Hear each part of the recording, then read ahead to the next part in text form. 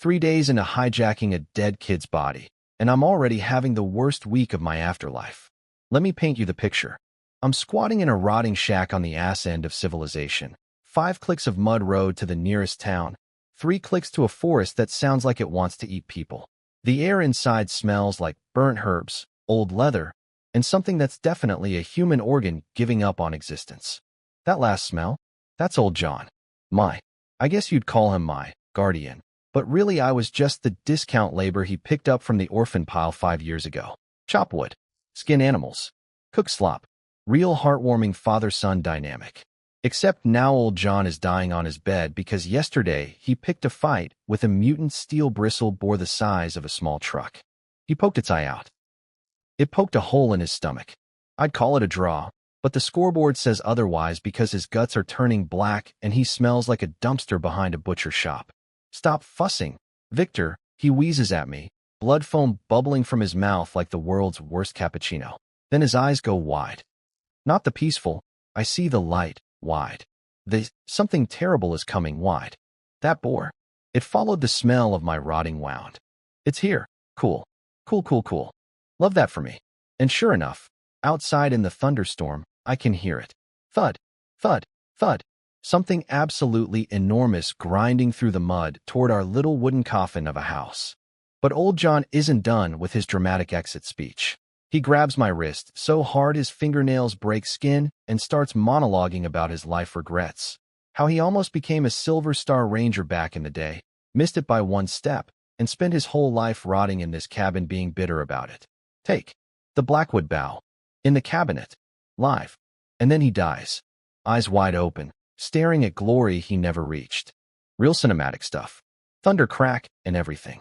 I'm standing there processing the fact that I am now alone in the wilderness with 0 survival skills and a revenge-crazed mutant pig outside, when boom. The entire front door bends inward. Not opens. Bends. Like someone tried to fold a 2-inch oak door in half. Boom. Crack. Second hit. The door bolt snaps. Wall bricks go flying. And then a head pushes through. A massive, black, armored skull the size of a washing machine, squeezing through the doorframe like a tank trying to parallel park in a phone booth. This thing is too fat to fit through the door. It's literally stuck, thrashing around, and every thrash makes the whole cabin scream like it's about to collapse.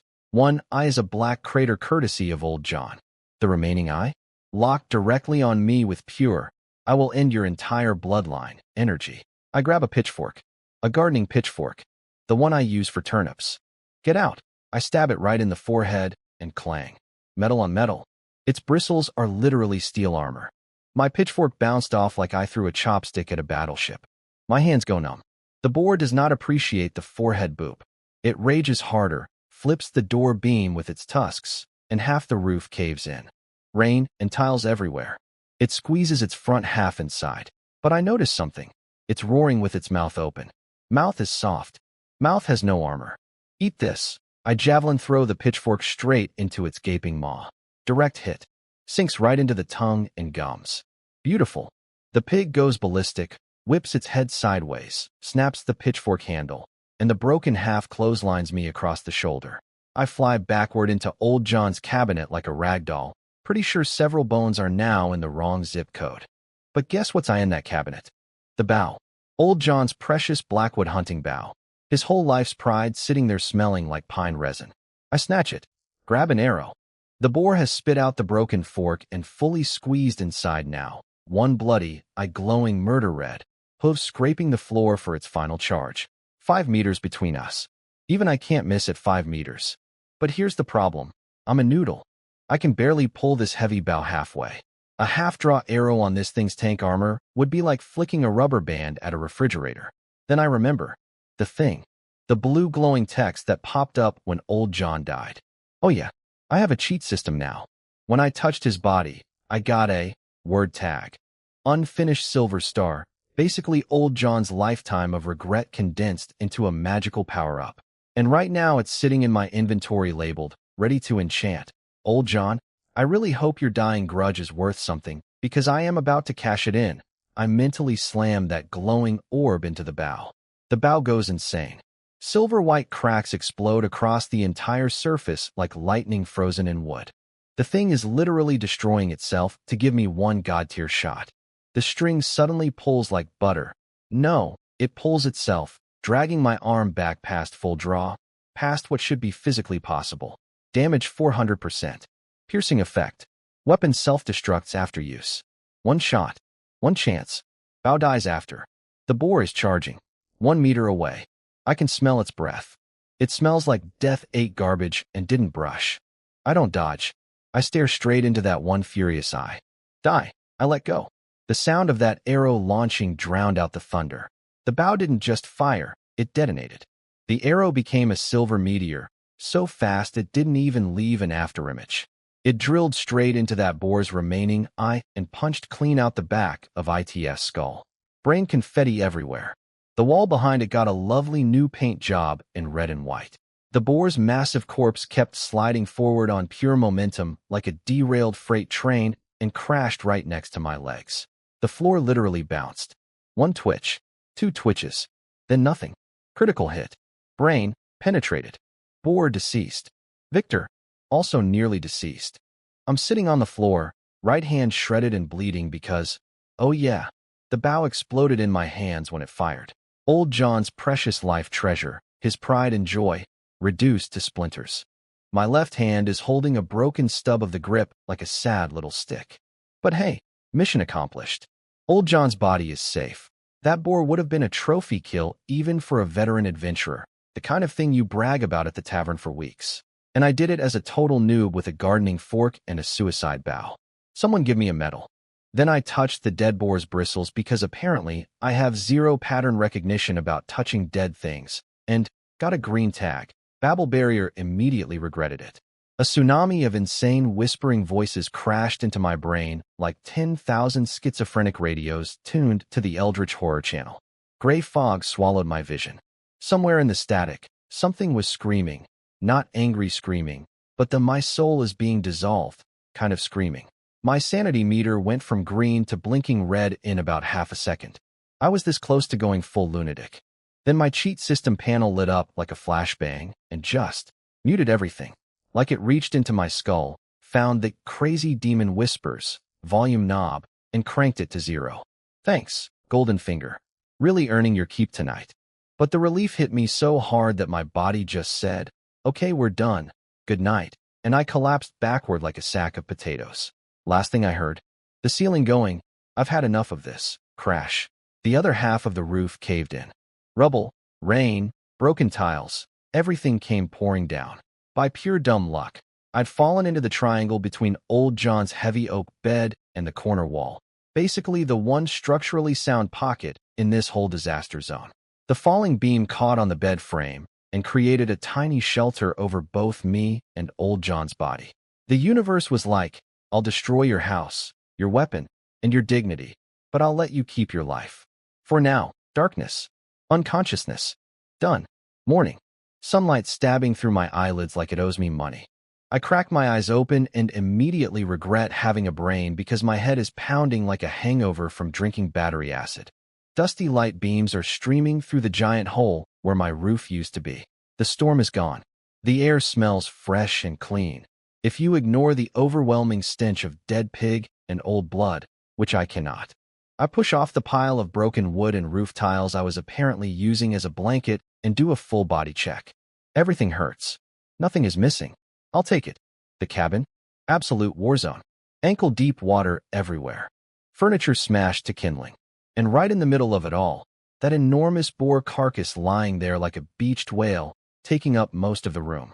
Even dead, with its broken tusk and steel needle bristles, this thing radiates, I could kill you in my sleep, energy. I pull myself up using the bed and look back at Old John. He's still there, untouched by the rain thanks to our little triangle shelter. His wool blanket is still dry, but those gray-white eyes are still wide open, staring up through the hole in the roof like he's waiting for something. Something twists in my chest. I walk over. I don't flinch at the smell of medicine and death clinging to him. I put my hand over his eyes. You didn't want an apprentice. You wanted free labor. But I used your bow, so I'm at least half a disciple, right? The boar's dead. And I'm still alive. I close his eyes. His face softens, like he finally relaxed, like he's just sleeping. All right, old man. Rest. Now back to the pig. In daylight, this thing is even more horrifying. Normal steel bristle boars are about 5 feet long, bad-tempered but still regular animals. This one, double the size, and not from hitting the gym, more like biological horror mutation. Its muscles look swollen and wrong. But the really creepy part? Its back and forehead have clusters of purple-black crystals growing straight out of the flesh. The veins around them are bulging in spiderweb patterns, turned a sickly grayish color. So it is contaminated. Now I remember those whispers from touching it last night. In the Blackstone Town Tavern, the old adventurers always talk in hushed voices about the deep part of this forest, the Gray Whisper Forest. Legend says there's ancient ruins at its heart. Nobody who went in ever came out alive. Something in there, some unnameable evil god, sends its madness out with the fog. Any creature dumb enough to wander too deep hears the whispers, goes insane, and mutates into, well, this boar stumbled into the deep zone, got brain blasted by cosmic horror FM radio, and instead of dying like most things do, it survived the first wave of corruption and grew freaking armor crystals. I tap one of the purple crystals with the broken bow stub. Ding ding. Sounds like glass. No wonder old John got wrecked. This isn't a regular monster. This is an elite mob. And that's probably why it dropped a green tier tag instead of white. So the loot table scales with difficulty. Good to know. Would have been great to know before the thing tried to redecorate my house with my organs. All right, crisis over, pig dead, time to actually read the instruction manual on my cheat system. I pull up the panel and oh, there's a whole skills section I completely missed last night because I was too busy not dying. Let me read you my character sheet. It's humbling. Basic archery, not even beginner. You know how to hold a bow and aim. Whether you hit anything is between you and God. Proficiency, 34 out of 100. Generous. Basic swordsmanship, not even beginner. You hold a sharp iron sword, but to anyone watching, you look like you're swatting flies with a fire poker. Proficiency, 2 out of 100. 2. My system is roasting me. Trap making, level 1. You learn basic snares from old John. You frequently catch your own fingers. Proficiency, 20 out of 100. Wilderness survival, level 1. You can identify most poisonous mushrooms and find water. 45/100. Hey, not bad. Skinning and butchering, level 2. This is what you've done most for 5 years. You could skin a rabbit blindfolded. 50/100. My one marketable skill is being a professional animal undresser. Basic maintenance, level 1, sharpening stones, oiling leather, replacing arrow feathers. You can't forge legendary weapons, but you can keep old junk from falling apart slightly longer. 68/100. 5 years of slave labor, and this is what I have to show for it. Not a single combat skill above, toddler with a stick, level. But honestly, in a survival situation, knowing which mushrooms won't kill you is worth more than fancy sword tricks. Now, that green tag I grabbed from the boar. Babel barrier. The one that almost melted my brain last night. What do I do with it? I look around the ruins. Door destroyed. Walls mostly gone. Roof half collapsed. I'm basically sitting in an open-air exhibit called Free Meal for Predators. I need defense, not offense. Then a wild thought hits me. What if I can enchant my skills instead of weapons? I mentally drag the green glowing orb toward my wilderness survival skill and smoosh them together.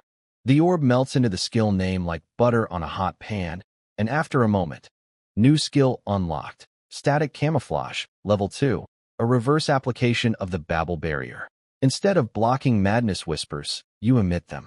To low intelligence creatures, you're not a person, you're meaningless background noise, like static on a dead TV channel. When standing still or moving slowly, beasts and monsters instinctively ignore you. Your tracks become scrambled and nearly impossible to follow. Proficiency, 75 out of 100. 75. The fusion didn't just create a new skill, it upgraded it, and came with most of the proficiency bar already filled. That's like trading in a bicycle and getting back a motorcycle with a full tank. This is way better than slapping it on a weapon. When I used the white tag on old John's bow, the bow did one cool thing and then exploded. But enchanting a skill? Permanent upgrade, no self-destruct, and it leveled up. Green tags are built different. Mental note, skills over weapons. Always. Unless I'm about to die again, which, given my track record, could be Tuesday. Alright, survival checklist time. First, bury old John. I dug a grave on the shady hillside behind the cabin using 2 wooden planks because the shovel yeeted itself into another dimension during last night's pig fight. I put him in with his leather armor still on and laid the broken bow piece beside him. Dust to dust, I mumbled, because that's the only funeral line I remember from my previous life. No grave marker. No headstone. Around here, a suspicious dirt mound is basically a dinner bell for grave robbers, ghouls, and bored goblins. For a man who spent his whole life wanting to be left alone, being forgotten is the kindest gift I can give him. I planted thorny blackberry bushes over the spot and scattered wood ash to hide the smell. Sleep well, you grumpy old man. Second, loot the ruins. Under a loose brick by the fireplace, jackpot. Old John's life savings. 35 silver coins and a fistful of copper. Not retirement money, but enough to get me started in Blackstone Town. Found 2 sets of linen clothes that only smell slightly of mildew, which is a massive upgrade from my current outfit of pig blood and sadness. Third, the pig itself. Time to put that level 2 skinning to work. The moment I activated the skill, something clicked. The carcass stopped looking like a horrifying dead monster and started looking like an anatomy diagram. Muscle grain, bone joints, skin thickness, all highlighted like a surgical overlay. My hands moved on autopilot, the little knife following the fascia lines with surgical precision. 30 minutes later, one massive black boar hide, peeled off clean. Then the real treasure. I carefully carved out those purple-black crystals from its spine. Whatever these corrupted gems are, they've got to be worth something. Sawed off the intact half-meter tusk, too. That thing is basically a natural spear. Cut some tenderloin for dinner. Roasted it over a fire. Inhaled it like I hadn't eaten in 3 days, because I basically hadn't. Salted the rest as jerky for the road. One last look at the half-collapsed cabin. One last look at the unremarkable patch of thorny bushes behind it. Goodbye. I activated static camouflage and started walking. An invisible ripple washed over me. To every bird, bug, and beast in the area, the human with the heavy pack just vanished, replaced by nothing. Background noise. Wind through leaves. Meaningless static. Pretty fitting, actually. A nobody from another world, walking away from a dead man's broken house, carrying everything he owned in a sack on his back, invisible to every living thing around him. Chapter 1 of Victor's excellent adventure, complete. Let's see what's in town. 5 kilometers of mud road. Sounds easy, right? Just a nice afternoon stroll. Wrong. Dead wrong. I wish I was dead wrong. Let me describe my situation. I'm a teenager with a fitness stat of 5.5, which my system helpfully translates as, your only advantage is being young, carrying a pig hide that weighs like a rolled-up carpet made of iron, a tusk the length of my arm, purple doom crystals, and assorted loot. Oh, and my stealth skill? It runs on stamina, which I don't have. If you were a rabbit sitting in the bushes watching the road, you'd see absolutely nothing. Just an empty path with occasional mysterious, splorch, sounds of an invisible boot stepping in mud puddles. That's me, the world's most exhausted ghost. The stealth is incredible, by the way, but it has a terrible design flaw. Every time I feel any strong emotion, the camouflage flickers. Fear, flicker. Excitement, flicker. The urge to scream because a rock just got inside my boot, flicker. Case in point, 10 meters ahead, a wild dog. Mangy, mean-looking stray with murder eyes, sniffing around a dead rat. I'm frozen behind a tree, holding my breath, gripping my little skinning knife, sweat pouring into my eyeballs, but I can't even wipe it, because moving fast breaks the stealth. The dog looks up. Those yellow eyes sweep right across me. My heart stops. It stares through me like I'm furniture. Its gaze slides past, lands on the tree behind me, and it goes back to chewing its rat like I don't exist. Inside my head, fireworks, victory parade, full orchestra. Outside my body, immediate vertigo because celebrating uses mental energy, and mental energy is also the stealth fuel. This skill is powered by calm. I am not a calm person. This is a problem. 7 hours. 7 hours. 5 kilometers. A grandma with a walker could have lapped me twice. Every time my stamina bottomed out, I'd collapse behind a rock or under a tree, wait until I could feel my legs again, then activate stealth and zombie shuffle another few hundred meters. But finally, as the sunset turned the sky the color of a crime scene, I spotted it. The wooden watchtower of Blackstone Town, poking up over the horizon like the most beautiful ugly stick I've ever seen. I dragged myself to a boundary stone 200 meters from the gate, turned off the stealth, and just breathed. My lungs felt like someone had been using them as sandpaper storage. Quick outfit check.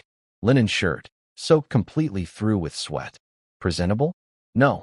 Better than blood-soaked pig murder survivor. Marginally. Blackstone Town is less town and more armed camping site with buildings. It's a frontier outpost next to a cursed forest, so naturally it attracts adventurers, shady merchants, and people whose wanted posters haven't reached this far yet. The guards at the gate barely even look at you. As long as you're not green-skinned or leaking dark magic smoke, you're fine. I slipped in behind some lumber carts and stepped onto actual paved road for the first time in this life. Tavern noise, blacksmith hammering, ladies of questionable employment calling down from second-floor windows. Civilization, baby. Hey, isn't that old John's little brat? A drunk foghorn goes off to my left. Sitting by a barrel outside the Lame Wolf Tavern is Barney, the town's self-appointed gossip king, professional mooch, and world-class alcoholic. He used to drink with old John, mostly because old John was paying. He's wearing greasy leather armor, and his nose is the color of a tomato. Then his eyes lock onto the stuff on my back and nearly pop out of his skull. By the gods, is that steel bristle boar hide? That tusk? Where's old John? Tell me everything. His screaming attracts a crowd. Half the street is now staring at me.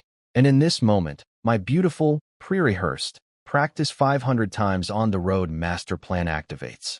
See, here's the thing. I am an orphan, with no combat skills, carrying expensive loot, in a frontier town full of morally flexible people. If I walk in and say, yeah, the old man's dead and I'm alone, I might as well tattoo ROB me on my forehead. So instead, I put on my best, exhausted but proud apprentice face and say, good afternoon, Uncle Barney. Old John is doing great. Better than ever, actually. I raise my voice so the crowd can hear. That boar smashed into our cabin last night. Right when things looked worst, old John fired the shot of his life, straight through the skull. One arrow. Clean kill. And in that moment, I pause for dramatic effect. In my mind, I'm picturing myself shooting that arrow, looking incredibly cool. But they don't need to know that. He felt himself break through his bottleneck. Barney's jaw drops. His drunk is evaporating in real time. He didn't even sleep. Packed up at dawn and left for Frostwind City. He's going to take the Ranger Guild's professional certification exam. Right now, while the momentum is fresh, you could hear a pin drop. The Ranger Guild exam. That's the gateway to becoming a real professional. Someone with status. Someone who gets a title at the Lord's Mansion. In this world, that's like saying your uncle just left to become an astronaut. Silver Star Ranger? Barney stammers, remembering all of old John's drunken boasting. I shrug casually and gesture at the mountain of loot on my back. So he sent me here to sell all this stuff and wait for him. You know how he is. Don't clutter up my pack with trophies, boy. Beautiful. Every word rehearsed. Logic airtight. Emotional beats perfectly placed. Because the math is simple. Orphan with expensive stuff equals free lunch for anyone with a knife. Apprentice of a guy who's about to become a certified professional warrior equals a bone with thorns that nobody wants to choke on. I watched the transformation happen on Barney's face in real time. That little flicker of greed in his eyes, valuable goods, defenseless kid, just evaporates, replaced by the biggest, fakest, most suck-up smile I've ever seen.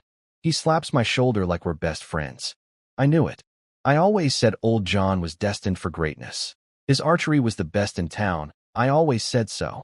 When he gets back, I'm buying him the finest rum. Buddy, you have never bought old John a single drink in your entire life. But sure you will. The lie is working. The shield is up. Now let's go sell some pig parts. First morning waking up in an actual bed, and my brain short circuits for 3 seconds trying to figure out why nothing smells like death. No mold. No blood. No pig. Just straw mattress and dusty sunlight through cheap blinds. I immediately check under my pillow. Coin's still there. Chair still jammed against the door handle. Nobody murdered me in my sleep for my lunch money. We're winning. First stop, Old Iron Tongs the leather merchant. Real name Hanson, but everyone calls him that because he used to be a military blacksmith. He's Old John's drinking buddy, which means he's the guy who'll give me the best price without asking too many questions. I unroll that massive mutant boar hide across his counter, and the man nearly baptizes it with his morning tea. His fingers are literally trembling as he runs them over the metallic black-red surface. A mutant species? Then he leans in, whispering like we're plotting treason. So the rumors are true? That stubborn old mule really headshot this thing and had a breakthrough. Time to perform. I put on my best, odd apprentice remembering something terrifying, face. Uncle Hanson, you know Old John's temper. He was still complaining about the roof damage when he left. As for that shot, I let my eyes go distant and dreamy. I was so scared, all I saw was a flash of white light, and then this big guy just dropped. I didn't dare ask questions. Hanson sucks air through his teeth so hard I think he pulled a muscle. And just like that, no haggling over the damaged section. No, well there's a tear in the back, so I'll dock 30%. He counts out 3 gold coins and 50 silver like he's paying tribute to a future warlord's nephew. If you took this to the city you might get more, but in Blackstone Town, nobody beats my price. 1 gold coin of that is definitely. Please don't let your scary uncle come back and be mad at me, tax. But hey, money is money. Next, sold the tusks at the weapons shop. More gold. Then the big ticket, those purple doom crystals. I walked straight into the Adventurers Association, which is basically the DMV of monster hunting. Giant bounty board, bored-looking staff, 0 personality. The alchemist at the appraisal window was doing his best, I don't care about anything, impression until I dumped those black-purple crystals onto his tray. His dead fish eyes came alive. He tapped one with a glass rod. Ding, the sound echoed weirdly, like it was ringing in a dimension that shouldn't exist. First tier, magical crystallization.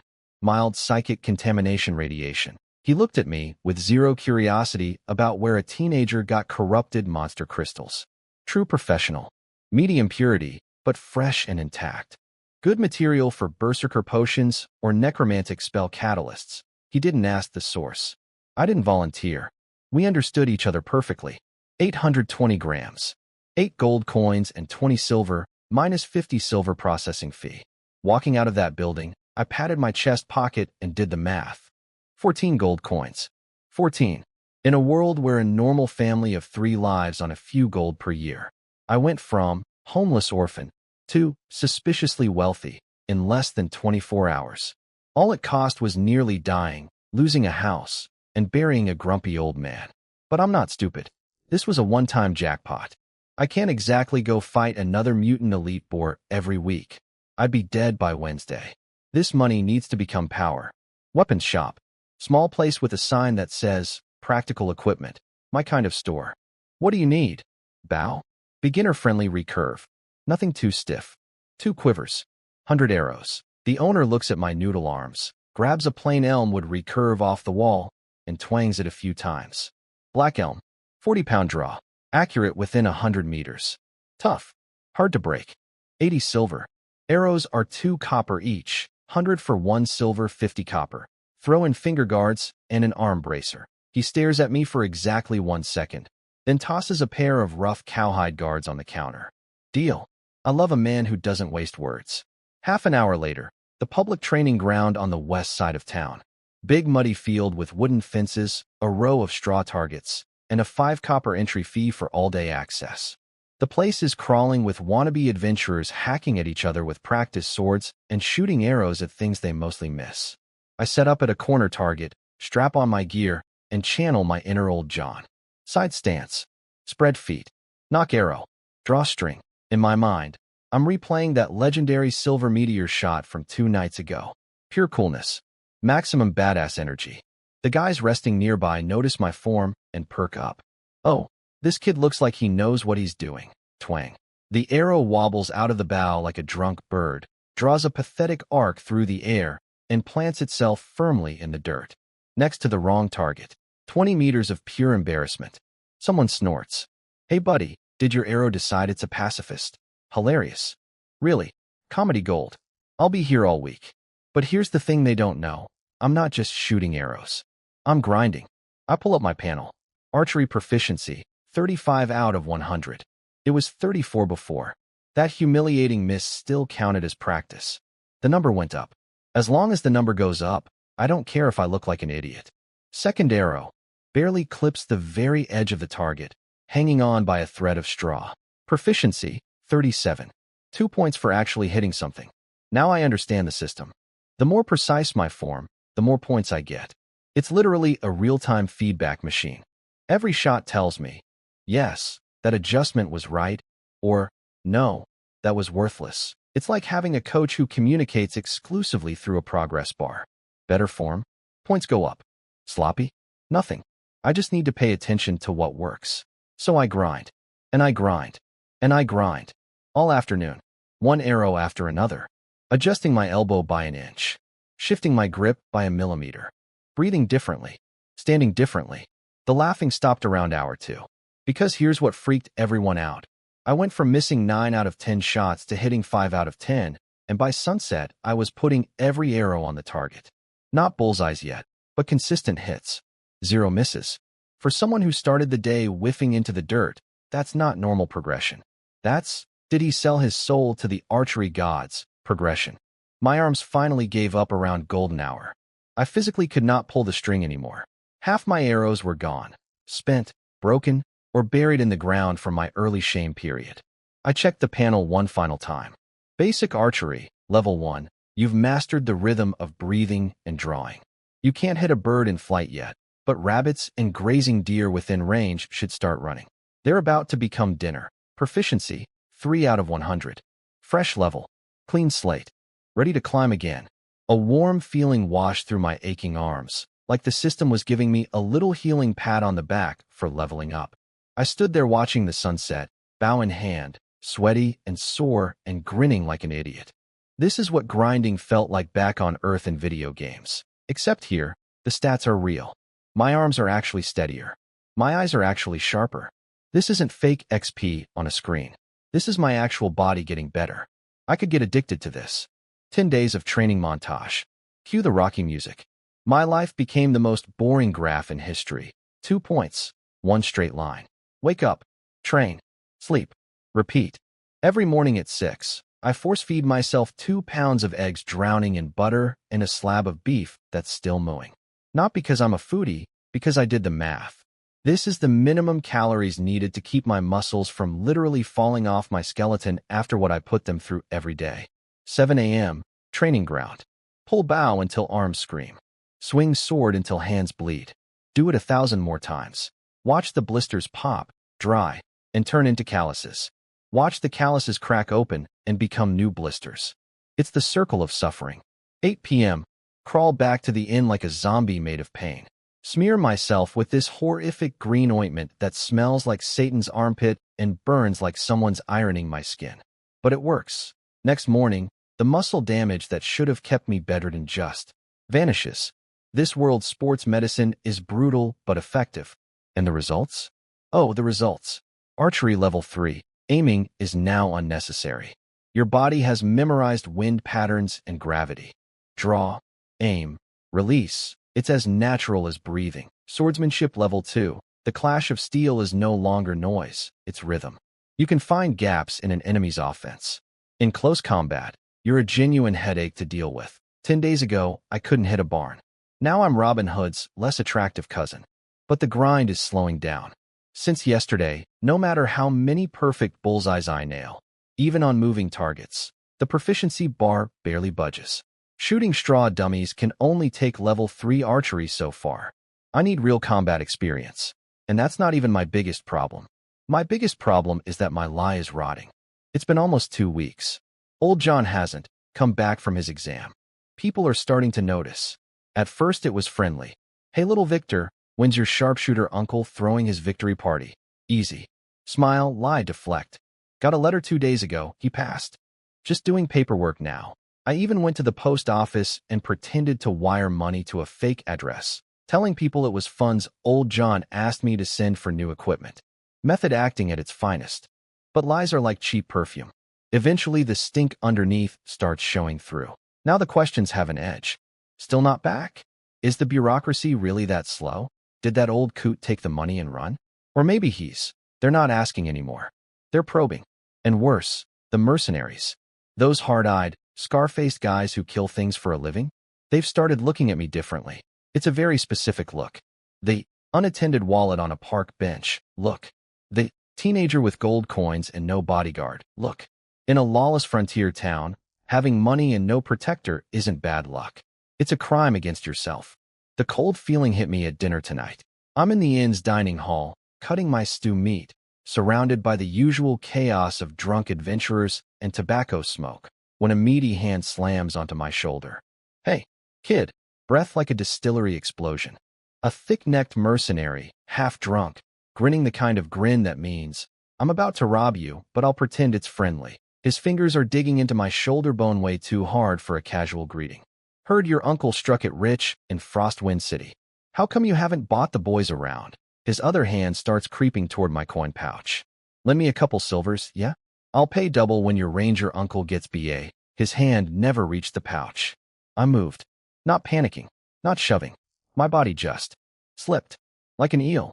Upper body twisted left at a weird angle. Right foot stepped back half a step, and suddenly his grabbing hand was clutching air, and his drunk center of gravity had nothing to lean on. Bang! Face first into the oak table. Stew went everywhere. The whole dining hall went silent for 3 seconds. 10 days of archery and sword training didn't just give me combat skills. They gave me body control. I know exactly where every muscle is, how much force I'm using, where my weight sits. That dodge wasn't trained. It was just available. Like my body finally speaks my language. I stood up, dinner knife still in my hand, and looked down at the mercenary scrambling to his feet. I didn't say anything. I just stared at his throat. It's a habit I picked up from butchering the boar, automatically evaluating where to cut for maximum efficiency. Purely professional. But to him, it looked like a teenager casually deciding which artery to open. His drunk evaporated real fast. He suddenly remembered that I was apprenticed to the guy who supposedly one-shot a mutant elite monster with a single arrow. Forget it. Who needs your money anyway? He scrambled back to his seat while the whole tavern laughed at him. I dropped a silver coin for the spilled food and walked calmly to my room. Closed the door. Leaned against it. Hands shaking. Palms drenched in sweat. That was a test. A probe. Next time it won't be a drunk idiot grabbing my shoulder. It'll be a poison knife in a dark alley. Time's up. I can't keep playing, waiting for Uncle, anymore. I pulled the pre-packed bag from under my bed. Yeah, I'd already packed. Because part of me knew this moment was coming. 30 minutes later, I walked into the weapons shop. Different shop than my usual places. Can't let the gossip network figure out I'm spending all my money on gear, because that screams, the uncle isn't coming back. I slapped 12 gold coins on the counter. Nearly my entire fortune. Full kit for hunting in the gray whisper forest. The owner looked at me. Really looked. Something in his eyes said he could see the difference. The soft greenhouse flower was turning into a weed. Weeds survive. What I walked out with, Blackhorn composite bow. 80-pound draw, double my training bow. Effective range 200 meters. Can punch through chainmail. Moisture treated for forest combat. For gold. Hardened studded leather armor. Made from adult wind wolf hide. Reinforced with iron rivets at critical points. Lighter than chainmail, tougher than soft leather. Stops arrows and animal bites. Won't stop a hammer. 3 gold, 50 silver. Steel short sword. Military grade. No decorations. Just hard, fast, and sharp. Blood groove for quick bleed out. 1 gold, 50 silver. The description, stab and drain, really sells itself. Black iron arrows. Armor-piercing tips mixed with black iron powder. 50 copper each. I grabbed 10 of those plus 2 quivers of regular arrows. Plus bandages, blood-clotting powder, bug repellent, and 5 days of rations. Total damage, 10 gold coins. My wallet went on a crash diet. But here's the thing. Coins in a bag are just metal. Gear on your body is survival. Walking out of that shop in full kit, leather armor fitted, composite bow on my back, short sword on my left hip, quivers on my right. I caught my reflection in a window. 2 weeks ago, a scared kid stumbled into this town carrying pigskin. Now, still a kid, honestly, but a kid with a lot of sharp objects and the look of someone who's already killed something bigger than you. I didn't go back to the inn. I didn't wait for morning. Tonight. Gray Whisper Forest. Right now? I need combat tags. I need power.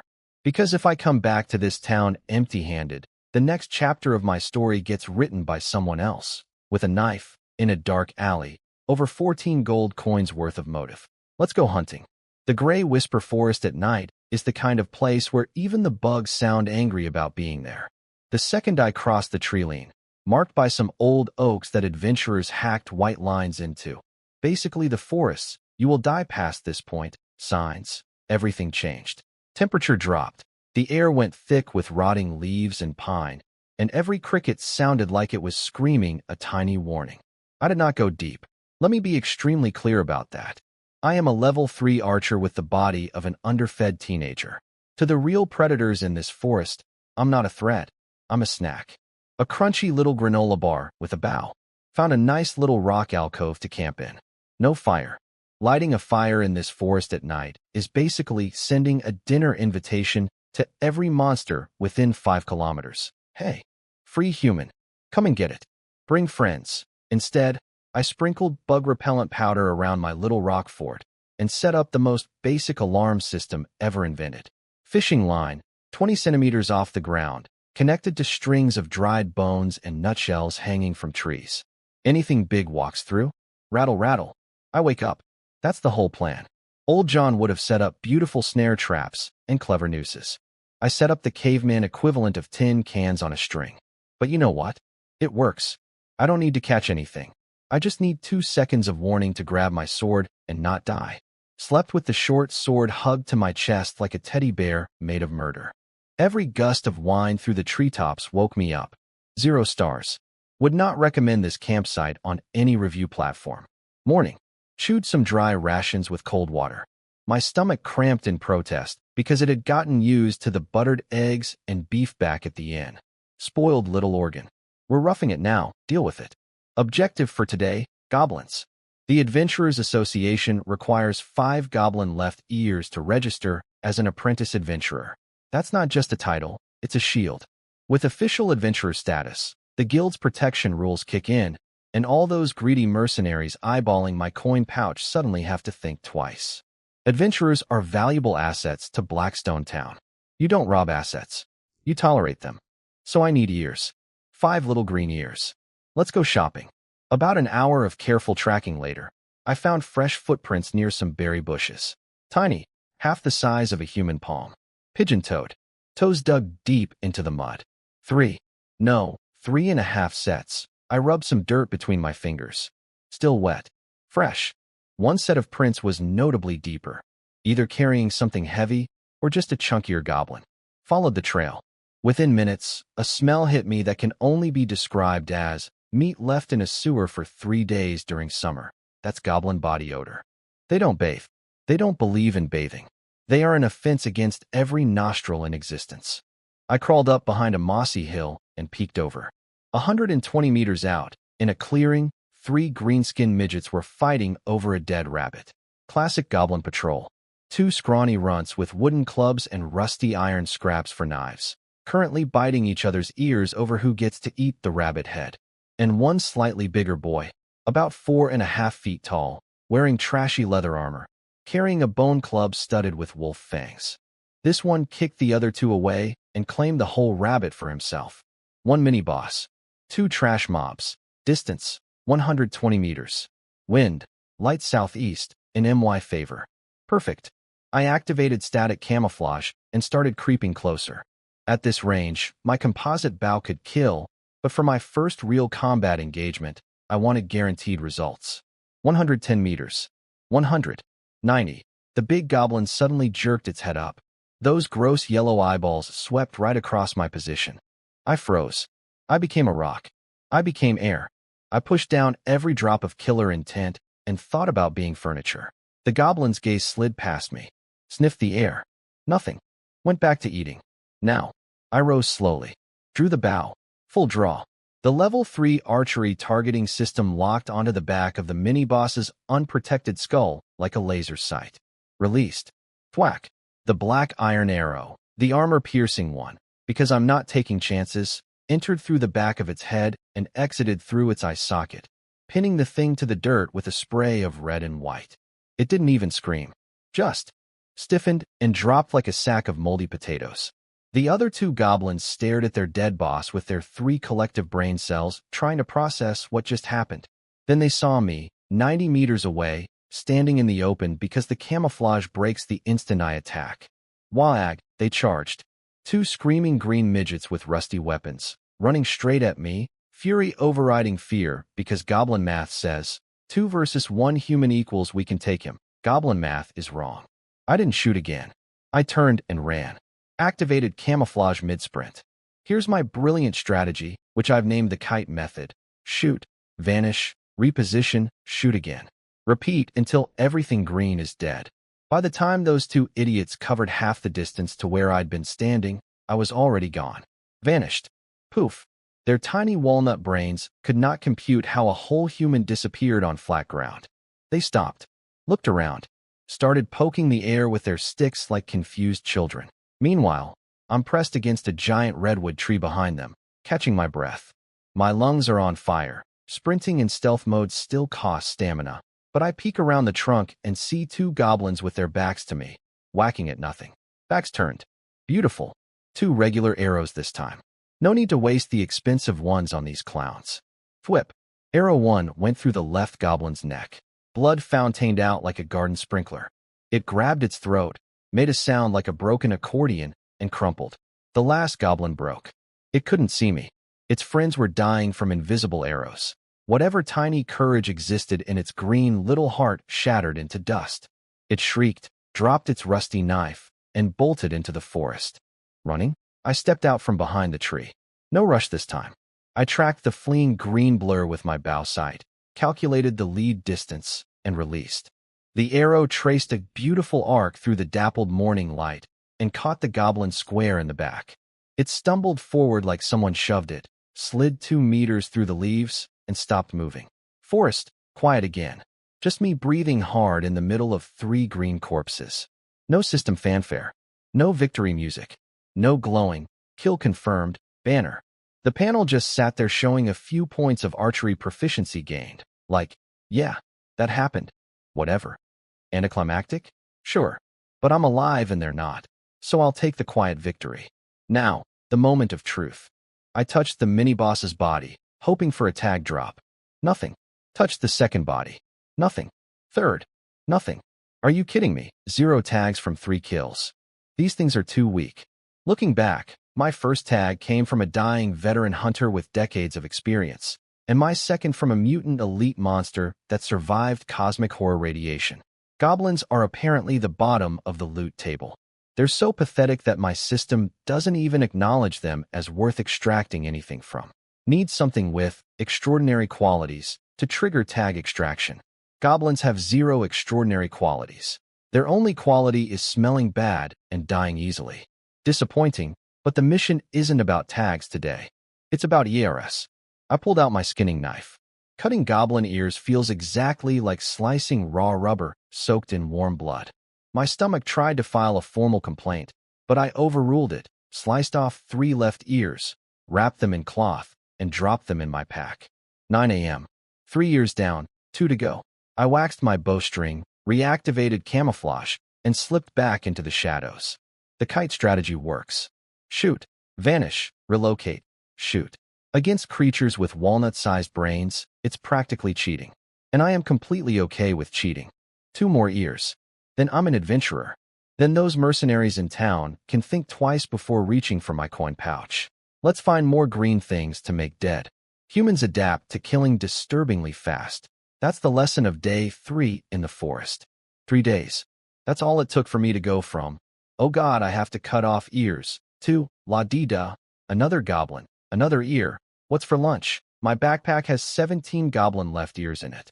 I only needed 5. I got 12 bonus ears because I was having too much fun. My kite strategy became an art form. Spot target. Activate camouflage. Sneak to 80 meters.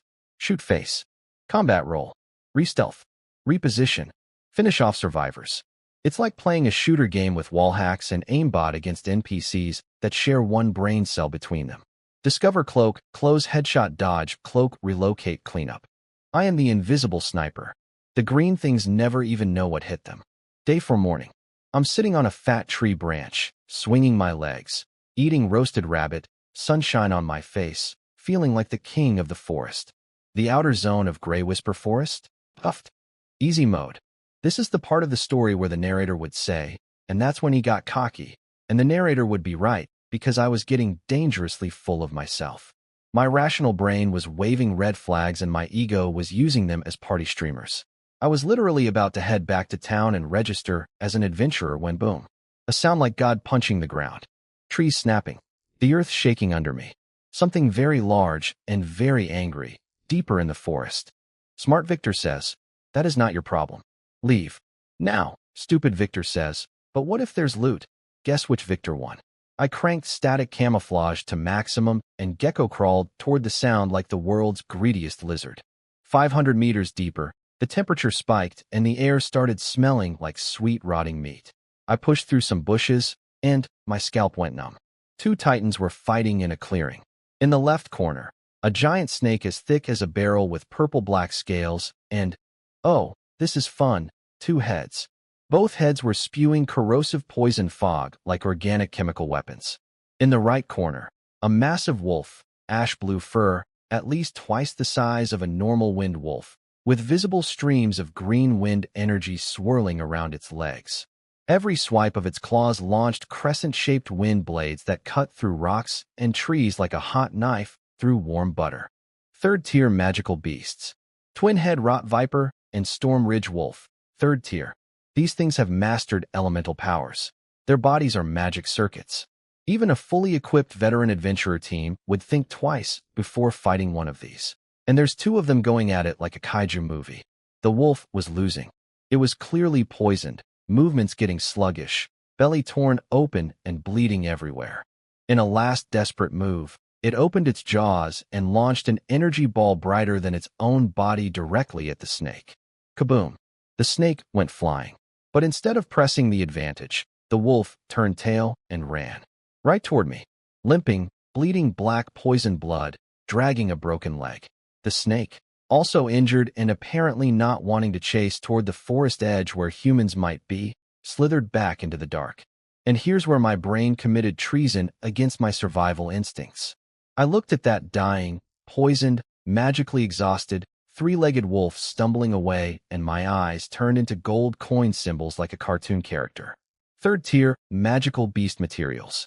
The fur, the fangs, the magic core. We're talking 50 gold coins minimum. That's more than everything I've earned so far combined. It's basically dead already, said the gremlin in my brain. No magic left. Poisoned. Broken leg. If I don't pick up this free loot, the universe will never forgive me. I could already picture myself strolling through Blackstone Town's front gate with a third-tier monster carcass on my back while everyone's jaws hit the floor. So I followed it. 20 minutes of full stealth tracking, burning through stamina to stay invisible.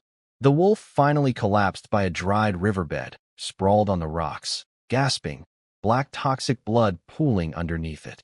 It looked done. Finished. A corpse that hadn't gotten the memo yet. I positioned myself 50 meters away behind a big, old locust tree. Absolute kill range for the composite bow. Drew a black iron armor-piercing arrow. Aimed for the exposed eye socket. This is it. Die. Twang. The instant my bowstring vibrated. The instant that dead wolf's ear twitched. It didn't look back. Didn't stand up. Didn't even move. Its tail flicked. Once. A tiny wind blade, palm-sized, but compressed into something as solid as steel, launched backward at an angle that defied physics, intercepting my arrow mid-flight. My black iron arrowhead, the armor-piercing, expensive, supposedly tough one, split in half like it was made of wet cardboard. And the wind blade kept coming, straight at my hiding spot. What? Pure survival instinct threw me sideways in the ugliest combat roll of my life. A full donkey flop into the dirt. Crack. The locust tree, a trunk so thick 2 people couldn't wrap their arms around it, got sliced clean in half. The cut was smooth as glass, still smoking from friction. The crown crashed down in a cloud of dust and leaves. I'm lying face down in the dirt, covered in debris, staring at that mirror-smooth tree stump, and every drop of cockiness I'd built up over 4 days just evaporated from my body through my sweat glands. Half a second slower, and I'd be 2 victors. Left victor and right victor. Neither one alive. So this is a third-tier magical beast. It intercepted my arrow without looking, using its tail, while half dead and poisoned, with a wind blade that cuts through trees like matchsticks. This isn't a wounded animal. This is a mobile artillery platform that happens to be bleeding. For days of bullying goblins made me think I was hot stuff. One tail flick from a real monster just reminded me exactly where I sit on the food chain, somewhere near the bottom, with the goblins, who I was feeling so superior to 5 minutes ago. Karma is fast in this world. The wolf stood up. The wolf stood up. This thing that was supposed to be dying, poisoned, broken leg, bleeding out, magically exhausted, just stood up and locked those glowing green eyes right at my hiding spot. Its mouth started charging up again. More green light in the throat. More wind blade incoming. IT still has mana. I am in an open riverbed fighting a ranged caster. This is like bringing a slingshot to a missile fight. I scrambled for cover behind a boulder, and whoosh, whoosh, whoosh. 3 wind blades in rapid succession. First one shaved off my hood and a chunk of my hair. A few black strands drifted through the air like the saddest confetti ever. Second one slashed my thigh right through the leather armor. Deep cut. Blood everywhere. Third one shattered the rock I was hiding behind. Stone shrapnel peppered my face like nature's shotgun. I'm crouched behind half a boulder now, legs screaming, hands shaking, trying very hard not to soil my new leather armor from the inside. Calm down. Calm down, Victor. Okay. Think. It's badly wounded. That rapid fire was its death throes. A candle burning brightest before it goes out. It can't sustain this. But I can hear its footsteps. Thud. Thud. Getting closer. It's coming to finish me. If I peek out, instant death. If I stay here, it walks around the rock, and it's also death. I need a play. A stupid, desperate, probably going to get me killed play. I looked at the riverbed, the rocks, the fallen tree from earlier, and then down at my backpack where half a bloody rabbit leg was sitting. Let's gamble on your animal instincts, you overgrown puppy. I dumped my remaining bug repellent powder onto the raw rabbit meat and hurled it to the left as hard as I could. Splat. The wolf's footsteps stopped. The strong blood smell mixed with the pungent chemical powder scrambled its nose. Predator instinct kicked in. It turned toward the sound, wind magic charging automatically toward the new threat. 1 second of distraction. That's all I bought. Stealth on. I burst from the right side of the rock, ignoring the lightning bolt of pain shooting up my thigh. No time to stop and aim. I drew the bow while running. The wolf realized it had been tricked. Its head whipped back toward me. That massive jaw opened wide, green energy condensed to maximum, ready to fire a point-blank wind blade that would cut me in half. Speed contest. My arrow versus its spell. First to fire wins. If I was using a normal arrow, I'd be dead. Full stop. But I wasn't using a normal arrow. I was using old John's explosive arrow. The one he apparently traded some serious coin for from another adventurer. The one I'd been hoarding this entire trip like a dragon sitting on its last gold piece. Go. I released the string and threw myself backward, falling flat on my back. Both attacks launched simultaneously. The wind blade screamed over me, close enough to part my hair from above, and shredded the bushes behind me into mulch. My arrow flew straight into the wolf's open mouth. Boom. Not a big explosion. No Hollywood fireball. Just a muffled thump and a cloud of black smoke erupting from inside its jaws. Chunks of soft palate and shredded tongue sprayed out. The explosive arrow wasn't strong enough to kill a third-tier beast, but it was perfectly strong enough to destroy the soft tissue inside its mouth and, critically, interrupt its spellcasting. You can't channel wine magic when your brain just got rattled by an explosion inside your own face. The wolf collapsed, rolling on the ground, howling, smoke pouring from between its teeth. Its brain was scrambled like eggs. No mercy. Not now. Not ever. I got up, blood pouring from my reopened thigh wound. Didn't care. Drew my short sword. Charged. I jumped on that wolf like a man possessed. Left hand grabbed its neck, fur like steel wire cutting into my palm.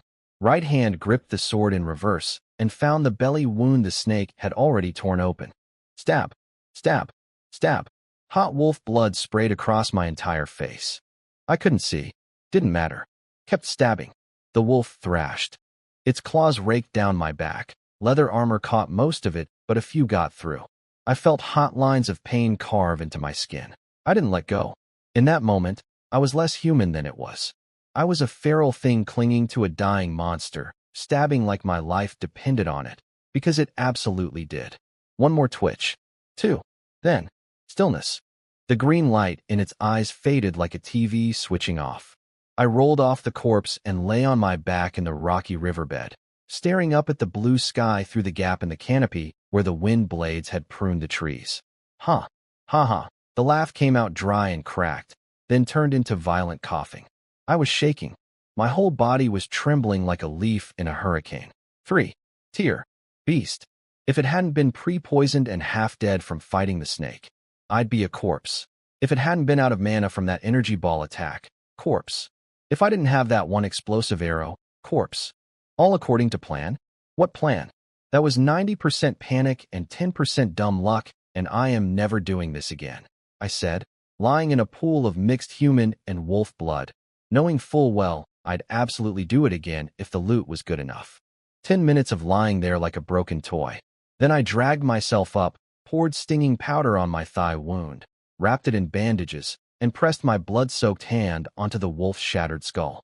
Please have a tag. Please have a tag. I nearly died for this. If this thing drops nothing, I'm going to. Blue tag acquired. Blessing of the Azure Storm. Yes. I jumped up and immediately regretted it because OW. Leg. Forgot about the leg. Blue tag. Not white. Not green, blue. 2 whole tiers above my first tag. From a 3rd-tier magical beast. This trip just went from questionable life choice to best decision I ever made. Now, loot time. Speed loot. Because that fight was not quiet and scavengers both animal and human would be coming to investigate. The fur was trashed, too many holes from the snake fight and my stabbing spree. But I peeled it off anyway because even damaged 3rd-tier wolf hide is worth something. Then the real prize. I cracked open the chest cavity with my short sword, reached elbow deep into the most disgusting place I've ever put my hand, and pulled out a warm, pigeon egg-sized crystal glowing pale blue. 3rd-tier wind element magic core. Worth it. I could feel the wild energy pulsing inside it. This little gem alone could buy me months of comfortable living. I stripped everything useful. Fangs, claws, core, hide. Working at maximum speed with my level 2 butchering skills on overdrive. Stealth on. Got out of there fast. About 15 minutes later, I heard other people arriving at the scene. They found the wolf carcass, stripped clean of everything valuable, and all they could do was sigh. Sorry, boys. Early bird gets the murder wolf. And this particular early bird is currently limping toward town with blue tier loot in his pocket and the biggest, stupidest grin on his bloody face. I drag my half-dead carcass 3 kilometers from that riverbed, on one good leg, mind you, until I found a crack in a hillside rock barely wide enough to stuff a human into. Perfect. Beautiful.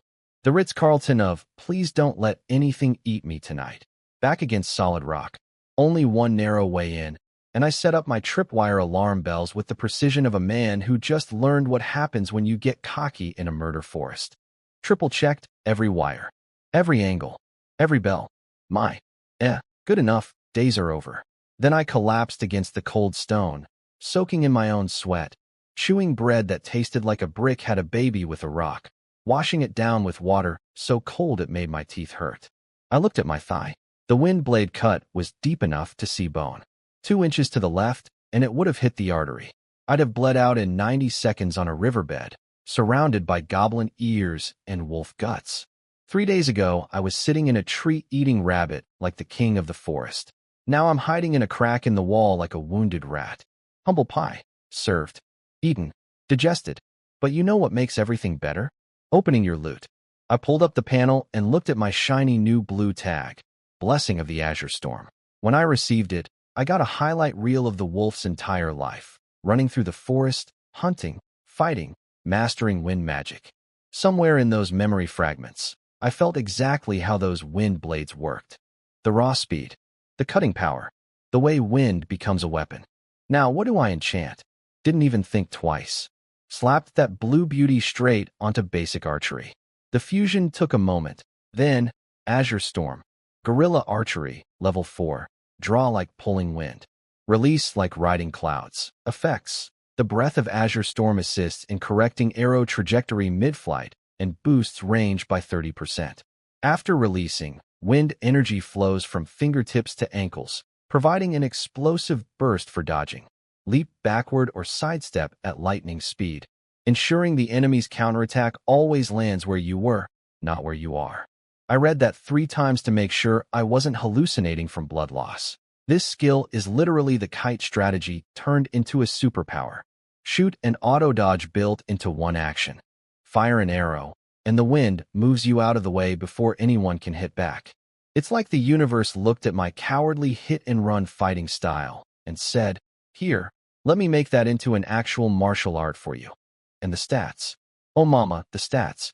Strength, 9.2, almost doubled. Agility, 18.7 what? From 4.5 to 18.7. Constitution, 8.9 Spirit. 8.5 The agility boost is absurd. Makes sense for a ranger-type skill, but going from trips over own feet to basically a ninja in one enchantment is the kind of power spike that would get nerfed in any balanced game. I wanted so badly to run outside and test it immediately, but my leg was still held together by willpower and bandages, so I forced myself to lie down. Sleep first. Power fantasy later. 3 days of recovery. 3 days of being the most patient I've ever been in 2 lifetimes. Day 1. Rain. Poured like the sky was angry at the ground personally. I sat in my little crack cave doing dry fire practice, drawing the bow without shooting, over and over. Because everything felt different now. Before, pulling a bowstring was just muscle versus tension. Pure arm strength. Now, when I touched the string, I could feel a tiny current of air wrapping around my fingertips, flowing down the bow like it was alive. The bow wasn't a tool anymore. It was an extension of my arm that could taste the wind. Wind flows. So do arrows. Deep thoughts from the murder crack. Day 2. Rain stopped. My thigh wound had scabbed over thick. Thank you. 8.9 Constitution. Still tender, but functional. Time for live fire testing. Target. A knot on a birch tree, 100 meters away. I did not stand still and aim like a normal person. Instead, I started running to the left, then mid-sprint, spun, drew, and fired in one fluid motion. Old me? That arrow would have ended up in a different zip code. New me? I watched the arrow leave the bow and do something that broke physics. It curved, just slightly, a tiny, impossible mid-air adjustment, like an invisible hand nudged it back on course, correcting for my running momentum. Thunk, dead center of the knot. And then, the instant the arrow left the string, a shockwave of force erupted from under my feet. My body launched sideways 3 meters like I'd been fired from a cannon. I landed silently, knees bent, wind energy cushioning the impact like an airbag made of breeze. Zero noise. 3-meter displacement. Completely repositioned. I stood up, brushed the dirt off my armor, and my eyes were doing that anime sparkle thing. This is guerrilla archery. The shot isn't the end of the action. It's the beginning of the next dodge. Attack and evasion fused into one motion. Shoot here, be there. By the time anything retaliates, I'm already in a new position lining up the next shot. If I'd had this skill against the wolf, that fight would have been a joke. Day 3. Food ran out. Didn't matter. I am now the scariest thing in these woods that weighs under 150 pounds. Noon. Fat gray rabbit poking its head out of a bush, nose twitching, carefully checking for danger. 50 meters away, a patch of nothing leaned against a tree trunk. That nothing was me. The rabbit sensed something. Started to bolt back into its hole, arrow out. Not in a straight line.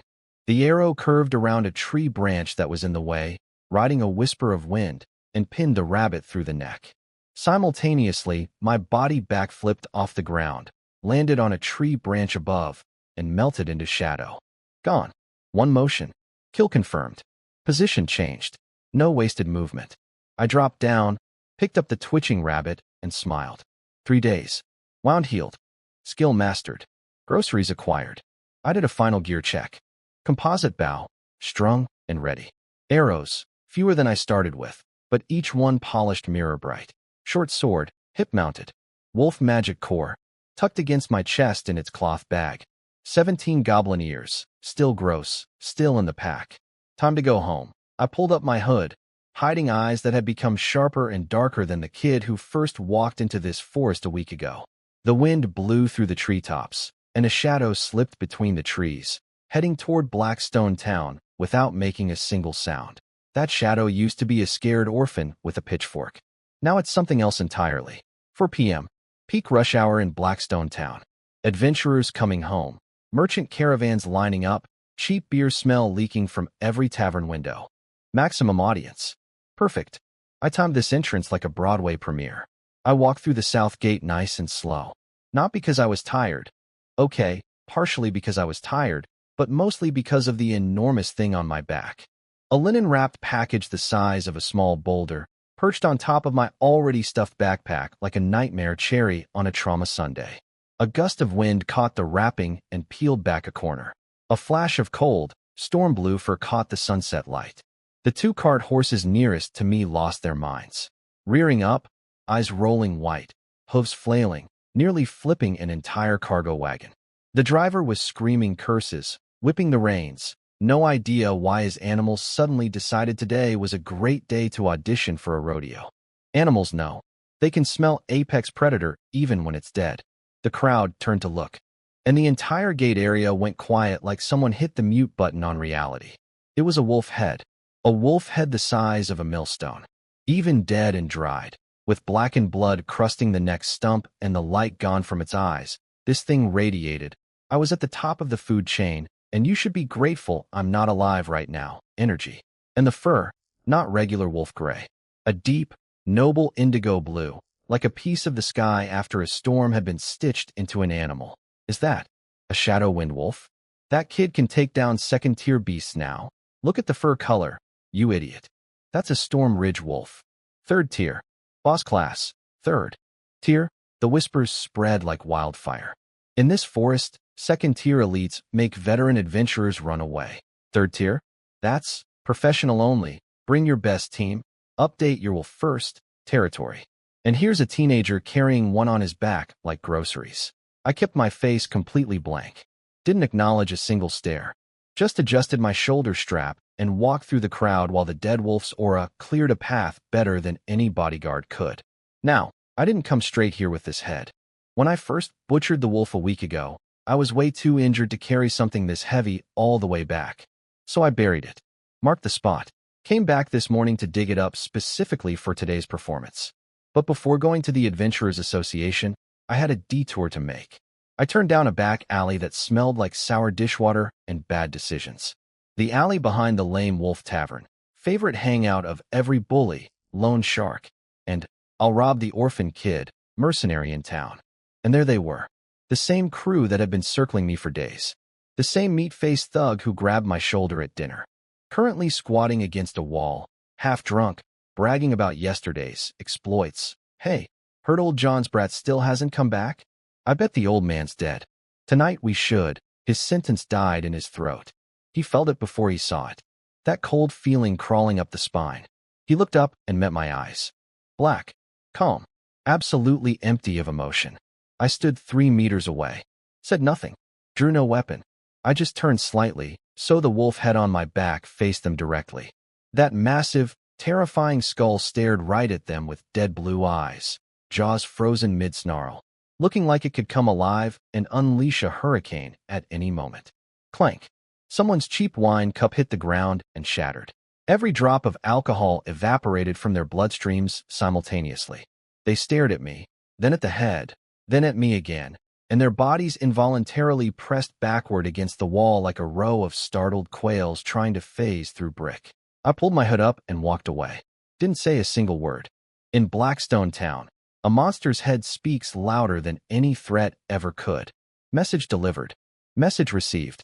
Now, the association. I pushed through those heavy oak doors, and every head in the building swiveled toward me. Bloodstained armor, forest dirt, and a 3-tier monster skull tend to attract attention. Walked straight to the registration counter. Register as an adventurer. My voice came out scratchy. Hadn't talked to another human in a week. The receptionist, a young girl, looked at me, looked at the thing on my back, and started stuttering like a broken music box. Why yes, sir. Do you have goblin ears? Registration requires F5, 5 left ears. Yes. I untied a pouch from my belt and flipped it upside down. Clatter. A pile of dried green ears tumbled across the counter. 1, 2. S17. She counted with trembling hands. 17. I needed 5. I brought 17. Because overkill is my love language. Registration complete. They handed me my adventurer badge, a rough black iron plate with a crude sword and shield engraving. Ugly as sin, but it meant two beautiful things: tax exemption and legal self-defense immunity. The extra 12 ears got cashed in as standing bounty rewards. Nice little bonus. But I wasn't done. Also, I'd like to accept this task. I pointed at the job board behind me. Task rank E, Special Intelligence. Content: collect information on Storm Ridge wolf activity in Gray Whisper Forest. Requirements: confirmed sighting report, activity range, physical evidence such as fur, droppings, or image crystal. Reward: base info fee 5 silver. High-value evidence negotiable with client. I noticed this posting weeks ago, but ignored it because Storm Ridge wolves are deep forest third-tier monsters surrounded by packs of first and second-tier minions. Way above my pay grade. Was above my pay grade. Oh, this task? The receptionist blinked. But sir, it only requires information. I have information. I unslung my pack. The wolf had slammed onto the reinforced counter with a boom that made the inkwell jump 3 inches into the air. The receptionist's eyes went dinner plate wide. Every adventurer in the room who'd been pretending not to eavesdrop suddenly stopped pretending. I plucked a tuft of fur from the skull. Here's your sighting evidence. As for the rest, the head, the stripped hide, the claws, and I patted my chest pocket, producing a crystalline clink. The magic core. I'm submitting these as high-value physical evidence for this task, and I'm requesting the guild's temporary secure storage and preservation service until the client comes to collect. The receptionist short-circuited. But that service is usually for high-value items, correct? I pulled out a copy of the Adventurers Guild Handbook, dog-eared, highlighted, practically memorized during my 3 days of recovery, and flipped to the marked page.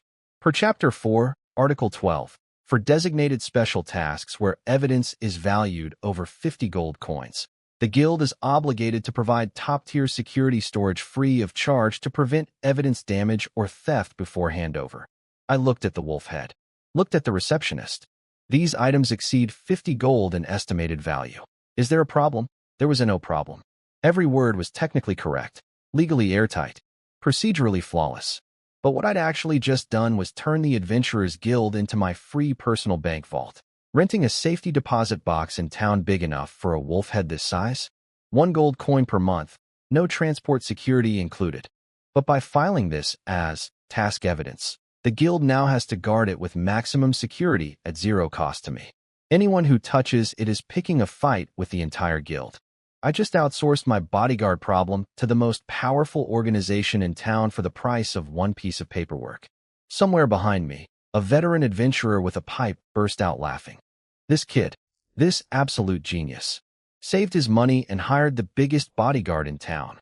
The branch manager came down. Sharp-eyed middle-aged guy. He looked at me, looked at the wolf head. He understood exactly what I was doing. I was borrowing the guild's power, using their authority as a shield.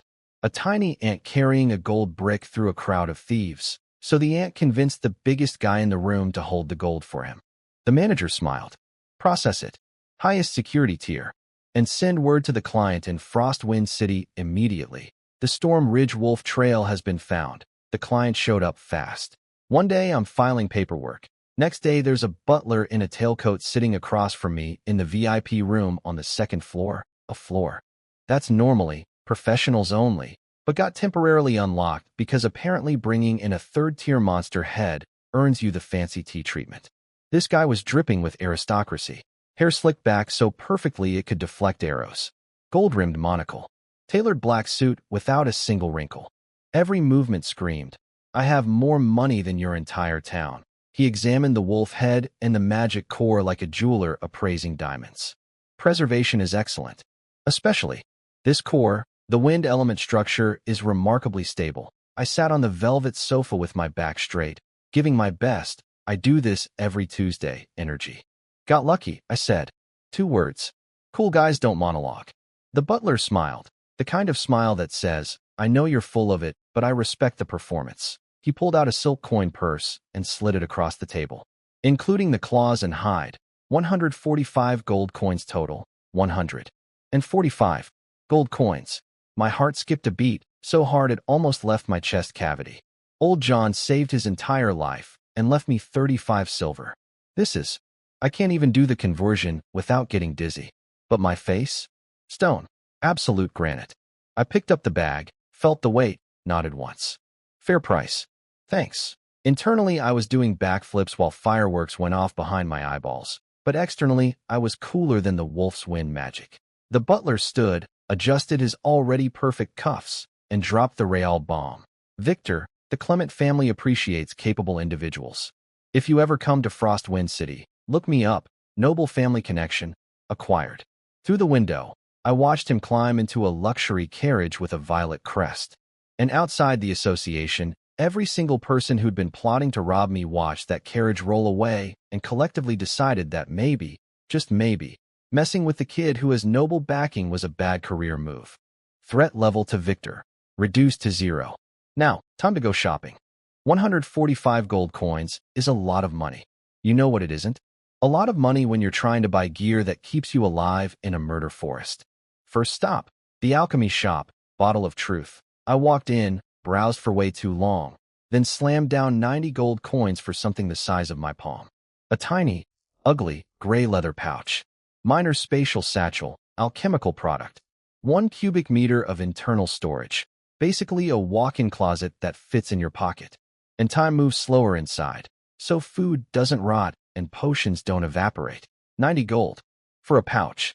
I watched my coin purse deflate like a balloon with a hole and felt actual physical pain in my chest. But then I shoved a spare bow, 5 days of rations, and a bunch of supplies into this tiny bag, and they just disappeared inside it. Okay, yeah, this is the best thing I've ever bought. No more carrying a mountain of loot on my back like a pack mule. No more attracting attention with giant wolf heads. No more losing mobility because I'm weighed down with trophies. This little bag just solved every problem I've had since day one. Next, the blacksmith. Spent 25 gold getting a traveling rune engraver to carve lightness runes onto my composite bow. Less stamina to draw, faster arrow velocity. My bow just got an engine upgrade. Last, new armor. The old studded leather vest. Rest in peace, brave soldier. You took wolf claws to the back, so I didn't have to. But you're shredded now. Replacement, a custom-fitted Nightwalker, soft armor made from adult black lizard belly hide, soaked in special chemical treatments. Matte dark gray, looks like solidified shadow. Defense equal to hard leather, but, and this is the big sell, the joints are specially treated to make 0 noise during movement. Silent armor. For a stealth sniper build. 20 gold. When I walked out of the last shop, 145 gold coins had become less than 10. Poor again. Broke again. But I touched the invisible space pouch on my belt, felt the weightless armor on my body, and smiled bigger than I have since arriving in this world. Current me could beat 10 of last week me. 3-month montage. Roll the training music. I became a machine. The task board at the Adventurers Association started looking like my personal to-do list. A rank. Clear out crazed vampire bat swarm. Completed in half a day. E rank. Eliminate roaming kobold bandits. 1 day. E rank. Hunt corrosive slime monster occupying a mine. 2 days. Always solo. Never teamed up. The lone wolf. Ironic, considering I killed an actual wolf to get here. Some adventurers claimed they spotted me fighting in the forest. They described a gray ghost flickering between treetops and boulders, never staying in one place, never taking a hit head-on. Every arrow followed by an instant teleport dodge. Monsters died without ever seeing what killed them. Shoot. Flash step. Vanish. Reappear. Shoot again. The kite strategy evolved from desperate survival tactic into an art form. And through hundreds of kills, I finally cracked the loot table rules. The strongest first-tier monsters sometimes drop white tags. Second-tier elites basically always drop green tags. So I enchanted everything. Not just combat skills, skinning, maintenance. All of them got upgrades. Even my butchering skill got a tag fusion, because why not? Every edge counts. I also learned something important about this world. In big cities like Frostwind City, there are professionals who enchant equipment. And enchanted gear looks visually different. It glows, or has runes, or whatever. If I started walking around this backwater town with enchanted weapons, every information broker within 100 miles would start asking questions I don't want to answer. So skills only. Keep the power hidden. Smart. 3 months later. Deep autumn. I stood in front of the full-length mirror in my upgraded room at the Copper Cup Inn and barely recognized the person staring back. The skinny, noodle-armed orphan was gone.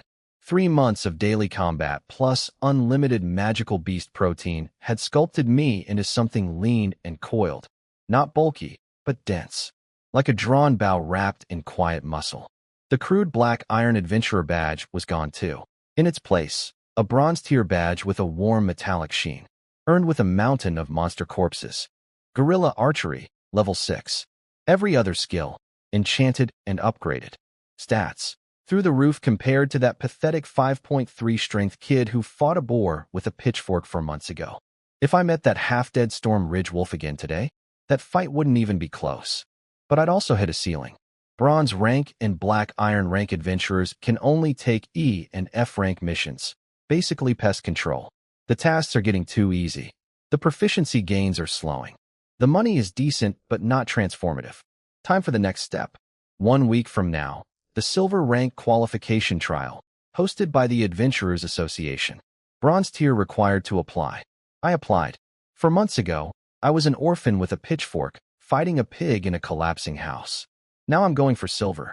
Let's see what this world throws at me next. Silver Rank Trial. The big leagues. The Prove You're Not a Scrub Anymore exam. The test zone is deep in the mid-layer of gray whisper forest, which smells exactly like you'd expect. Rotting leaves, fresh monster poop, and soon, blood. Always blood. The examiner is a one-eyed retired soldier who looks at all of us like he's already writing our obituaries. 3 rules. 1. Hunt monsters from the checklist. Score 500 points in 3 days. 2.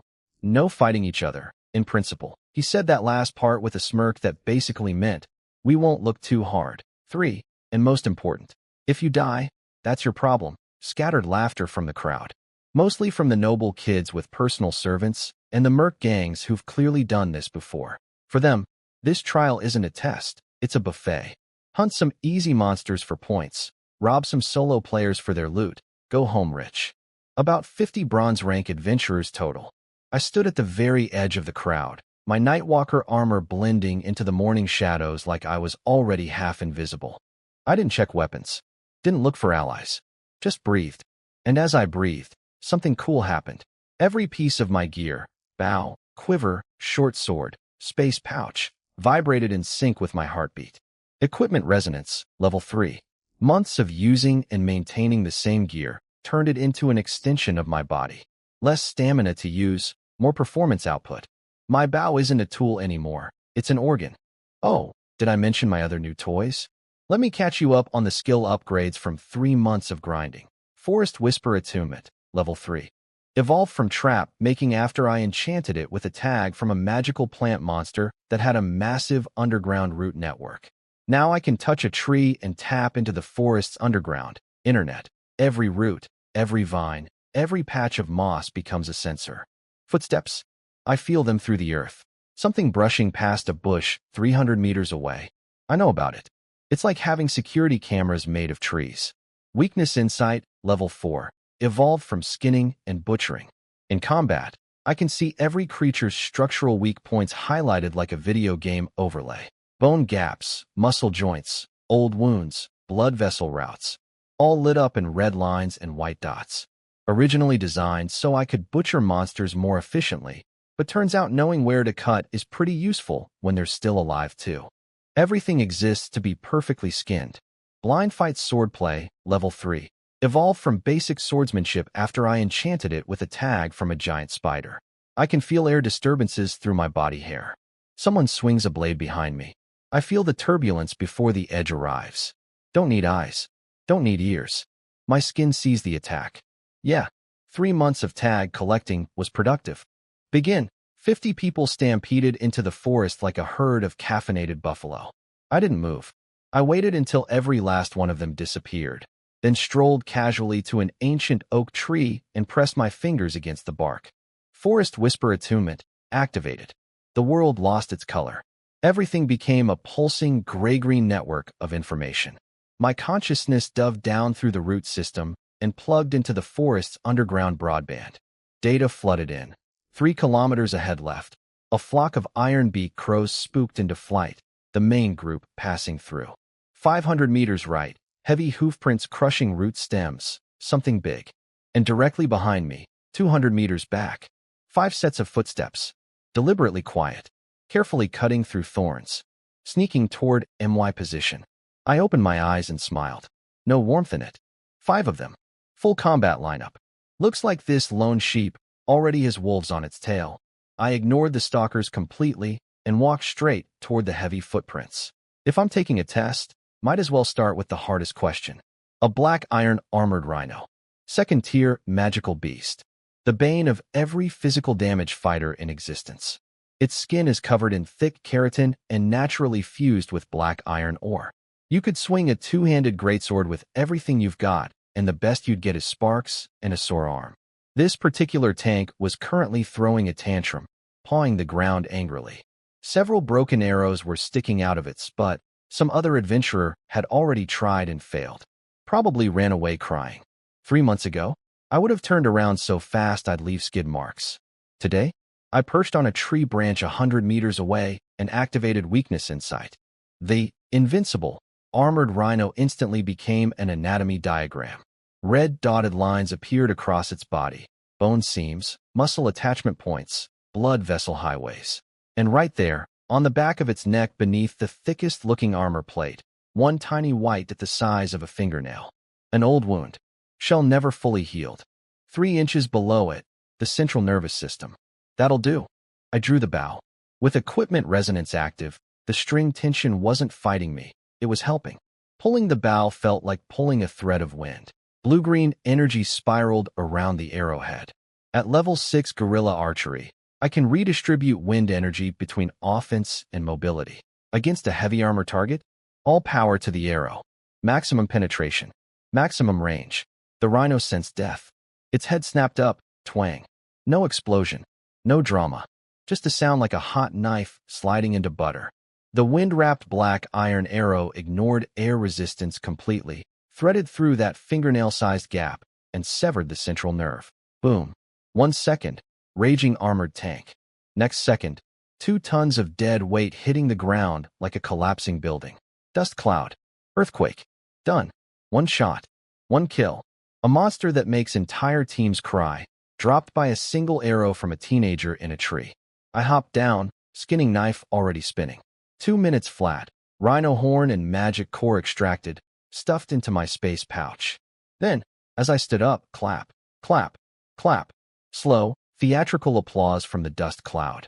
Beautiful, just beautiful. 4 figures stepped out of the shadows in a fan formation around me. The leader, bald, scar-faced, carrying a warhammer. Flanking him, a rogue and 2 shield warriors. And somewhere in the trees behind them, a 5th, an archer already in sniper position. Classic hyena squad. They don't hunt monsters. They hunt people who hunt monsters. Let someone else do the hard work, then take everything at knife point. Nice shooting, kid. Scarface's eyes crawled over my bow, then locked onto my space pouch with naked greed. Space equipment too? What are you, some noble brat out here playing adventurer? His rogue and 1 warrior slid sideways, cutting off my escape routes. You know the rules. Scarface planted his warhammer with a grin. Leave the gear, the rhino parts, and everything in that magic bag. Since your archery impressed me, we'll only break 1 leg before we let you crawl home. I brushed dust off my hands. You followed me all morning just to say that? Ooh, cocky. Scarface's grin turned ugly. Get him. Don't kill. We need him alive to see if his family will pay ransom. 2 things happened simultaneously. The hidden archer fired, arrow screaming toward me from the trees. The rogue vanished, some kind of stealth dash, and reappeared at my right rear, poison dagger aimed at my kidney. A practiced kill combo. These guys had done this before. Many times. Too bad for them. Before, Didn't include fighting me. Blind fight swordplay, active. I didn't turn around. Didn't need to. The hair on the back of my neck felt the air splitting as the poison blade cut toward my kidney. Clang. My short sword appeared behind my back in a reverse grip, catching the dagger's blood groove at an impossible angle. The rogue's eyes went wide with pure, how did he, terror. I felt his hand trembling through the locked blades. Your hand shakes too much. Blue wind exploded under my feet. Guerrilla archery, displacement burst. I launched sideways 5 meters like a human cannonball, leaving the rogue grabbing air and the incoming sniper arrow hitting nothing but dirt where I'd been standing. Mid-flight, while literally airborne, I spun, drew the bow, knocked, aimed. Not at the rogue in front of me. At the archer hiding in the trees. The real threat. Always kill the ranged support first. First one, twang. The arrow crossed the distance so fast the hidden archer only saw a flash of blue before it punched through his throat and pinned him to the tree behind him. His half-drawn arrow clattered to the ground. He tried to shout a warning, but the only sound that came out was a wet, wheezing gurgle before his head lolled sideways. Permanent silence. Number 3. It's a tough one. Everyone rush him. Shields up front. Box him iron. Scarface was screaming orders, face purple with rage over his dead archer. The 2 shield warriors locked together like a moving wall of steel and advanced on me. Cute. I drew 3 arrows at once and let them fly into the shield wall. The wind-wrapped arrows didn't punch through, wasn't the point. They hit like battering rams, the residual force shoving both shields backward and pinning the warrior's arms in place for a precious second. Meanwhile, I hadn't forgotten about the rogue. Sent a bonus arrow his way at an angle nasty enough to make a geometry teacher cry. It grazed his forearm, drew blood, but didn't finish him. Annoying, but acceptable. By the time they recovered and looked up, I was gone. Just some falling leaves where a person used to be. Up there. He's in the trees.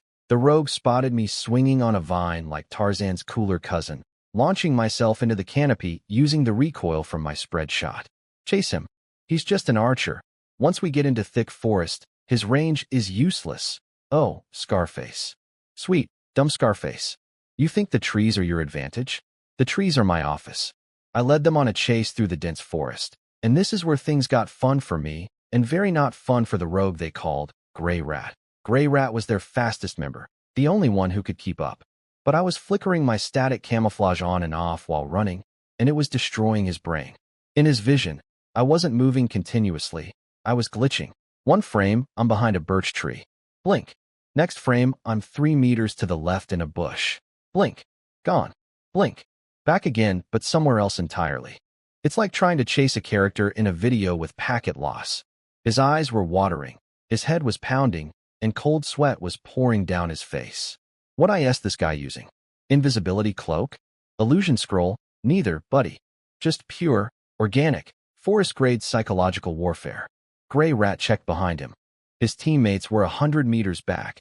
The shield warriors in heavy armor crashing through bushes sounded like a kitchen falling down a staircase. He was alone, deep in the forest, chasing something he couldn't properly see. His survival instincts finally kicked in. He stopped, pressed his back against a dead tree trunk, gripped his poison dagger.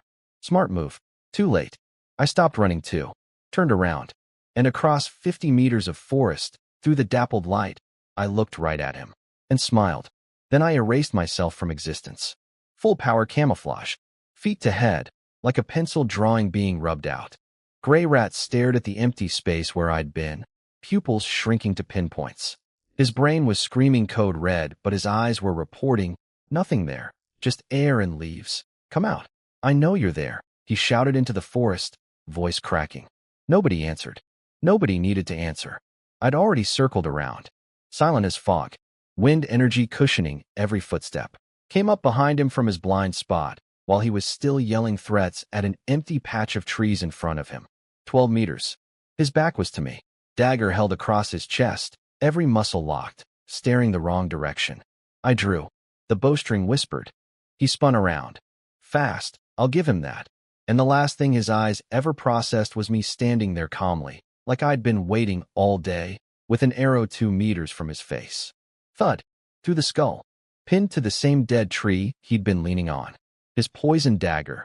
The instant death on contact kind dropped harmlessly into the dirt. I lowered the bow without looking at him. 3 left. Gray Rat, Scarface, and his shield boys arrived panting, and found their robe decoration on a tree with an arrow through his eye and the most terrified expression I've ever put on a dead person's face. The forest was dead quiet, just wind in the leaves, which, to them, now sounded exactly like death whispering their names. They're dead. They're all dead. One shield warrior's voice was shaking so hard his teeth were chattering. His knuckles were white on the shield grip. Captain, what are we fighting? That's really a bronze rank rookie. Scarface went full military mode. Retreat. Tortoise formation. Move to open ground. Smart call, honestly. In the forest, against me, they're mice in a maze. In open terrain, at least they can see me coming. The 2 shields locked together in a classic turtle formation, front and flanks covered, Scarface tucked in the back angle with his remaining weapons guarding the rear. Against a normal archer? Nearly unbreakable. You'd need a siege crossbow to crack that shell. I watched from 20 meters up in a tree, crouching like a lazy panther. Weakness in sight, on. There, impenetrable, shield wall instantly became a blueprint of failures. Red lines traced stress points on the shields. White dots marked every armor gap. Tortoise formation, huh? I almost laughed. Anything that moves has gaps. Left shield warrior. Old injury in his right leg. Dark red marks on the muscle, never fully healed. Every time he stepped, he unconsciously lifted his shield's bottom edge to ease the pain. Half a second of exposed ankle. Clockwork. Right shield warrior, breathing too fast from panic. Shoulders heaving. Every 3 seconds, the junction between the 2 shields opened a finger-width gap. For a normal person, these flaws are invisible. For me, these flaws are doors. I counted the left warrior's steps. 3, 2, 1. Twang. Black lightning. The arrow threaded through that half-second ankle gap like it had a reservation. AAGH. Left warrior crumpled. The shield wall collapsed on one side like a building losing a support column. He's above US. Scarface's reflexes were legit. He whipped his warhammer and hurled it at my tree branch before the scream even finished echoing. Crack. The branch exploded into splinters. But I was already on the next tree. Fired and moved in the same heartbeat. Basic guerrilla archery. Every shot is a teleport. Pull me up. Captain, please. The ankle-shot warrior was reaching desperately for Scarface's leg, begging for help. And here's where I saw the ugliest, most predictable thing about human nature. Scarface, Mister, we're brothers. We're a team, loyalty forever. Looked at his wounded teammate, looked at the empty trees where death was hiding, and made his choice in less than 1 second. He kicked the injured man's hand away and sprinted for the riverbank. Didn't even hesitate. Huh. I let out a cold little laugh from the shadows. Weakness insight reveals physical weak points. But I don't need a skill to see through the weakness in people's character. The 2 shield warriors were done. No leader, no morale, no fight left. They'd keep. The priority was the runner. I took a deep breath. Guerrilla archery and equipment resonance cranked to maximum. Wind energy erupted around my fingers. The bow and I became one instrument. Twang. That sound. Louder, sharper, more than any shot before. Like the atmosphere itself screaming. Scarface felt the cold on his back mid-sprint. Veteran instincts shrieking at him to turn, to block, to do something. He tried to spin, tried to raise his arm shield. Too slow. Or rather, my arrow was too fast. A blue-green tornado wrapped around the shaft as it crossed 60 meters in what felt like one heartbeat.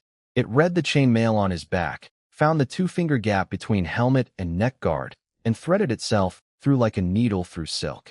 Scarface ran 2 more steps on pure momentum before gravity remembered he was dead. He hit the ground face first. Blood turned the gray dirt dark. I stayed in the tree. Re-knocked. Waited 10 seconds.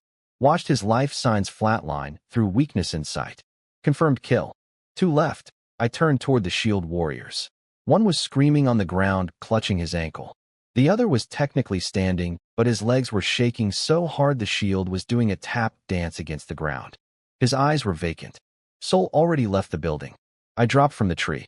The static camouflage peeled away as I landed, revealing my face, 16 years old, admittedly kind of pretty, and absolutely, terrifyingly calm. Don't kill me. the standing shield warrior, saw me walking toward him, shrieked, threw away his tower shield, the thing he's supposed to protect with his life, and dropped to his knees, forehead hammering the dirt.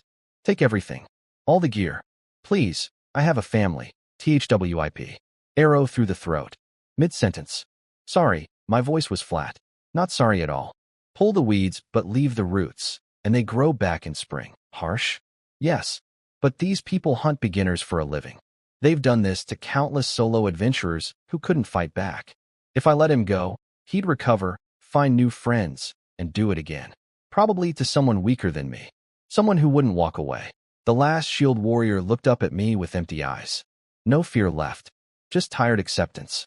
Make it quick. Okay, 1 arrow. Clean. Quiet forest again. 5 minutes later, I was sitting on a tree root counting money bags. 30 gold coins total across 5 bodies. Nice bonus. 1 minor healing potion. Their gear was decent. Dumped it all into my space pouch. The tower shields were too big though. Had to leave those, or I wouldn't have room for actual trial loot. This wasn't my first time killing humans, by the way. After my wolf head parade through town and the noble family connection, most of the vultures backed off. But most isn't all. When I went back into the forest with my upgraded gear, people followed. First time, second time, third time. They stopped following after the ones with bad reputations started disappearing and never coming back. Funny how that works. Reputation is just violence that happened to other people. I stood up, dusted off my pants, checked the sun. Morning light through the canopy. Still early. Long day ahead. Forest whisper attunement, on. My awareness spread through the moss and roots like ripples in a pond.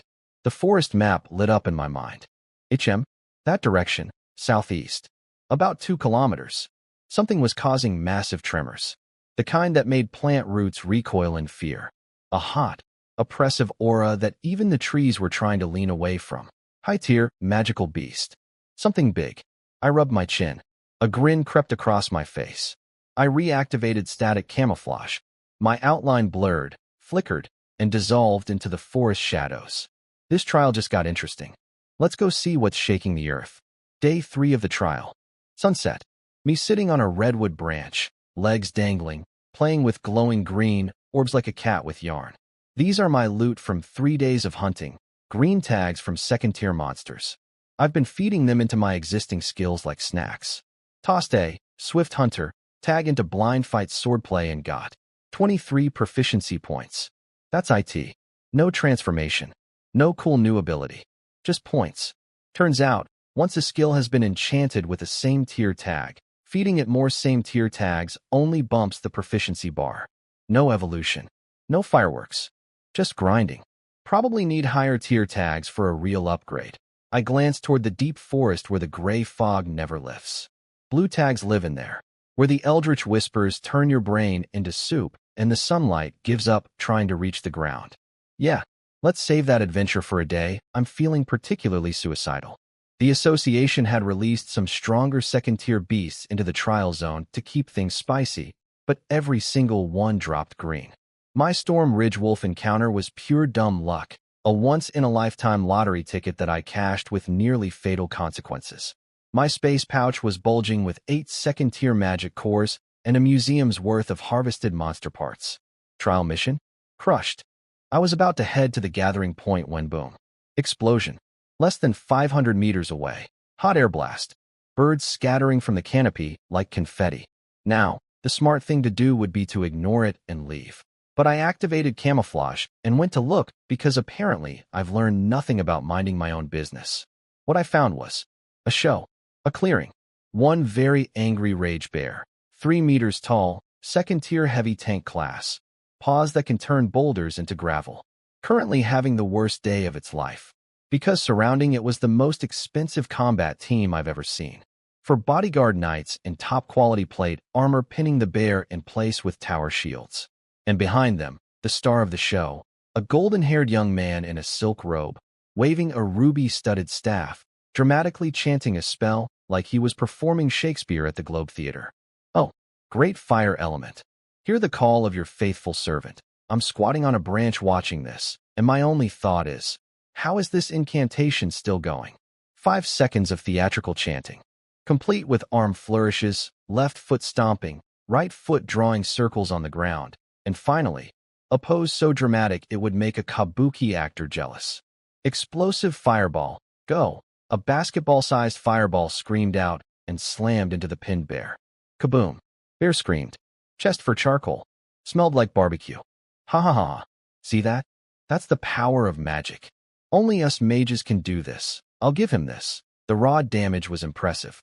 Way more burst than my arrows could manage in a single hit.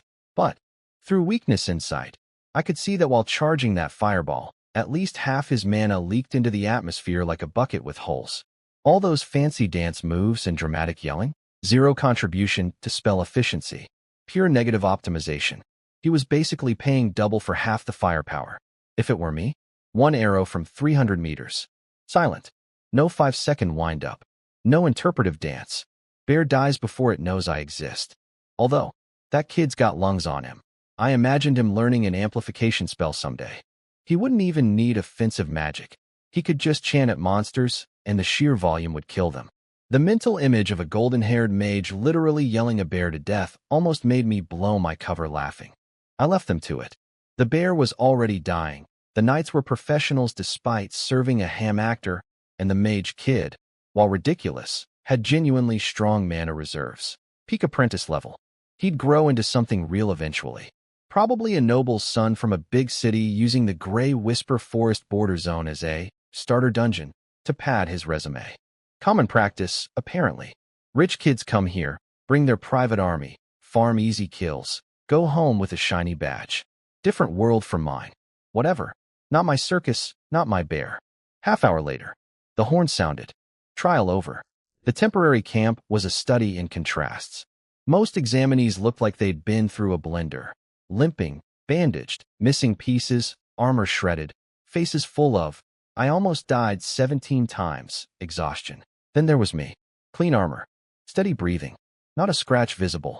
Standing there like I'd spent 3 days at a spa instead of a murder forest. Line up. Point tallies one at a time. One eye the examiner sat behind his table with the big book. Teams reported in. Holy crap, that mercenary group killed over 100 windwolves. All first-tier trash, though. Point conversion is garbage. Look, it's the mage kid. Golden Boy strutted up with his knight entourage, chest puffed, practically glowing with self-satisfaction. They dumped their haul on the table. Rage Bear Core. Shadow Leopard Core. A human face eagle, which made the clerk's hands literally tremble because that's a top-tier second-rank beast. Total score. 1,280 points. The crowd erupted. That's over double the 500-point passing threshold. Golden Boy adjusted his robe collar with a, "Yes, I know, I'm incredible," expression. Then it was my turn. Nobody was really watching. Just one guy, plain gray armor, no flashy gear, no entourage. Who cares, right? I untied my space pouch and poured out its contents. No mountain of trophies, just 8 magic cores. But the second one I saw them, his bored expression fossilized. He picked up one core, a petrification lizard's, and held it up to the light. The cut was mirror smooth. The internal mana circuits were perfectly preserved. Not a single fracture, not a single energy leak. Like a master surgeon had extracted it with laser precision from a living organism. All 8 cores. Every single one. Flawless. This tells a story. It says the hunter didn't just kill these monsters. He dominated them so completely that he had time and precision to perform perfect extractions. Every kill was surgical. Every kill was art. When I put down the core and looked at me, really looked. Name, Victor. Very well, Victor. He marked his ledger with something that might have been respect. Score, 950 points. 3rd place overall. But everyone in that camp understood the math. 950 points scored by one person versus 1,280 points scored by a mage with 4 elite bodyguards doing all the heavy lifting. Those aren't even the same sport. Golden Boy turned his head and stared at me with genuine surprise. First time someone had popped his bubble today. I didn't acknowledge it. Didn't need to. Numbers speak for themselves. After tallying was done, the workers broke down the camp. We'd started with around 50 examinees. We returned with less than 30. Nobody asked about the missing ones. That's how trials work. Rule 3. Die and it's your problem. Back at the association hall in Blackstone Town, they handed me my new badge. Pure silver, polished to a mirror shine. Front, the guild's cross swords and shield emblem. Back, in fine engraving. Victor, TCN 14-3461. I rubbed my thumb across the cold metal. This tiny piece of silver meant everything. Higher clearance, better missions, access to deeper secrets, and, most importantly, D-rank task eligibility. Congratulations, kid. One Eye actually smiled. With his scars, it looked like a Halloween mask trying to be friendly.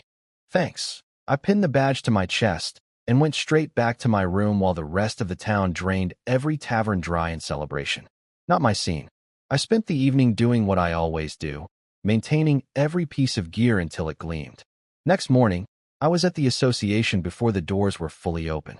Silver rank, D-rank missions, deeper forest, stronger monsters, better tags. The grind never stops. It just gets more interesting. Gray Ridge hillside, cold wind. Me standing at old John's grave with a bottle of the good stuff. Not that watered-down swill he used to drink.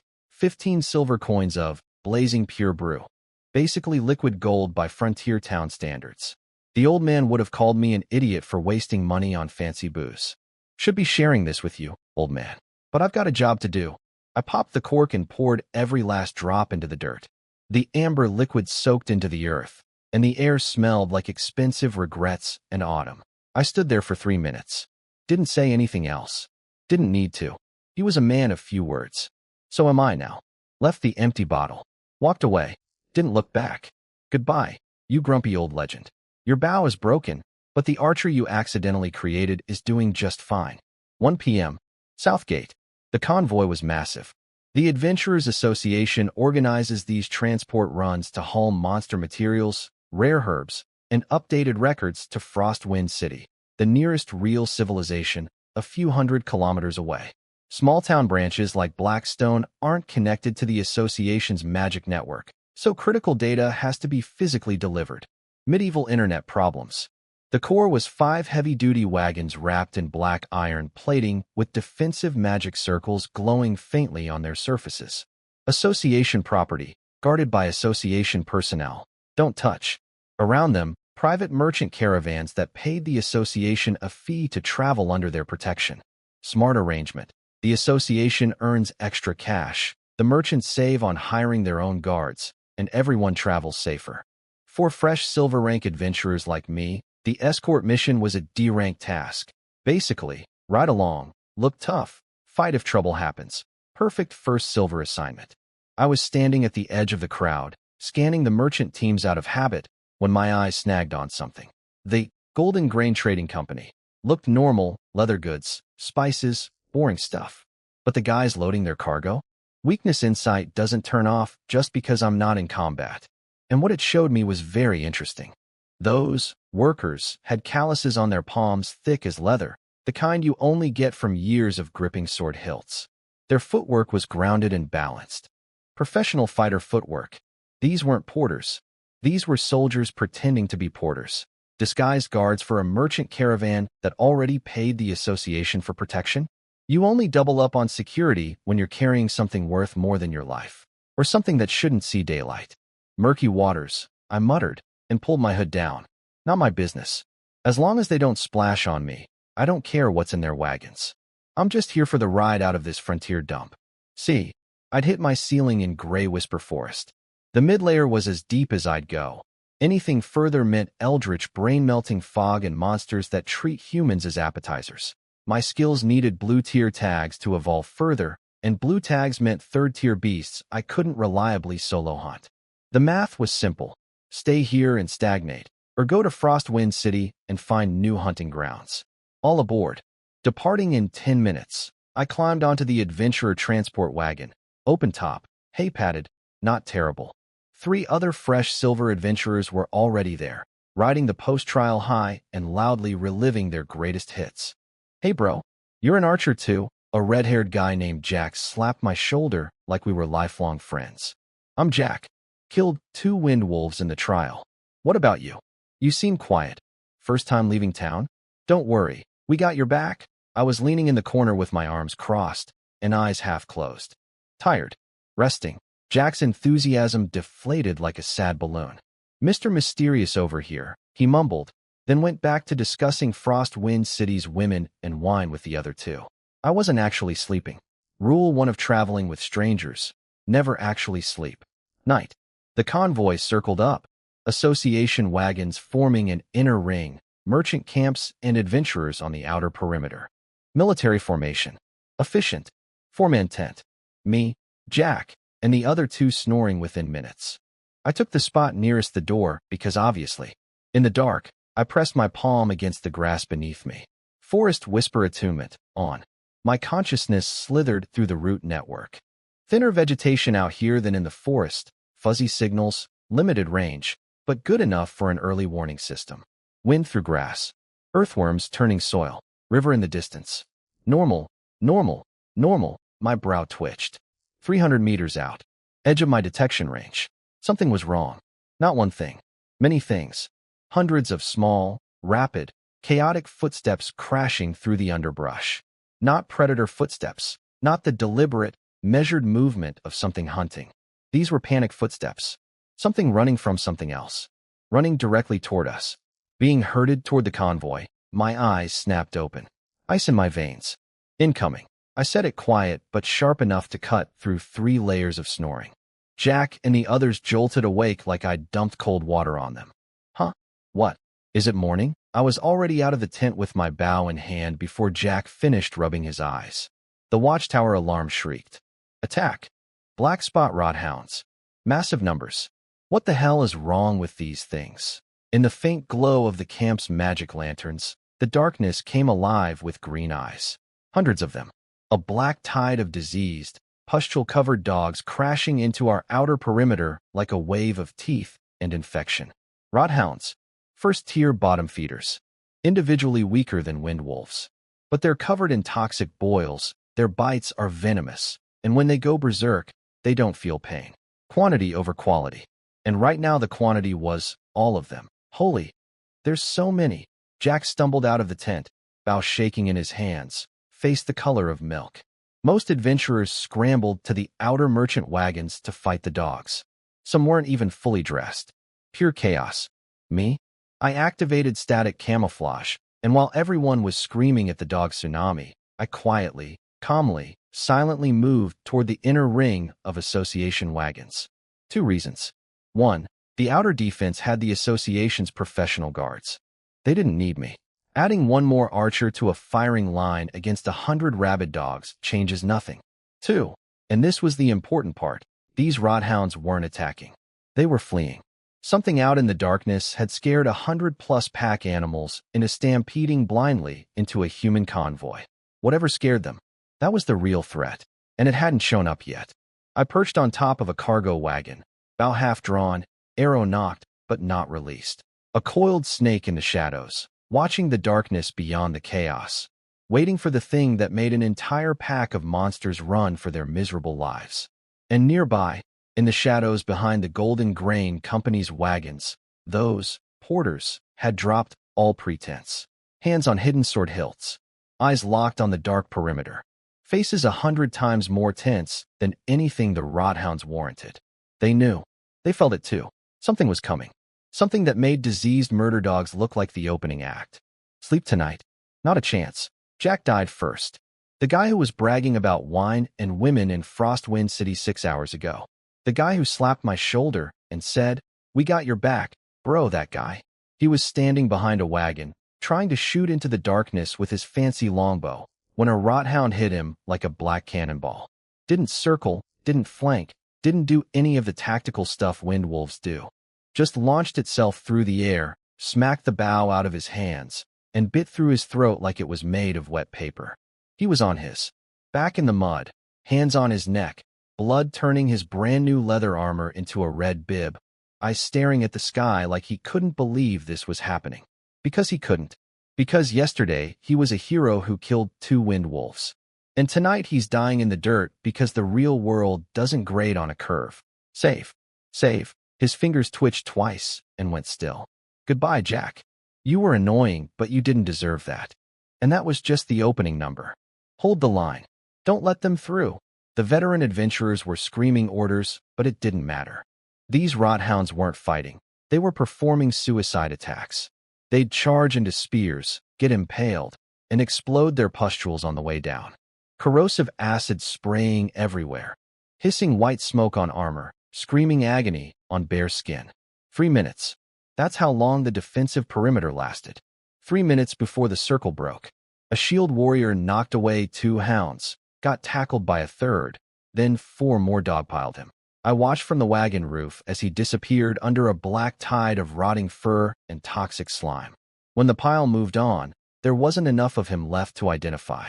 The outer camp became a slaughterhouse. Limbs on the ground. Guts everywhere. Screams layered on screams. And me?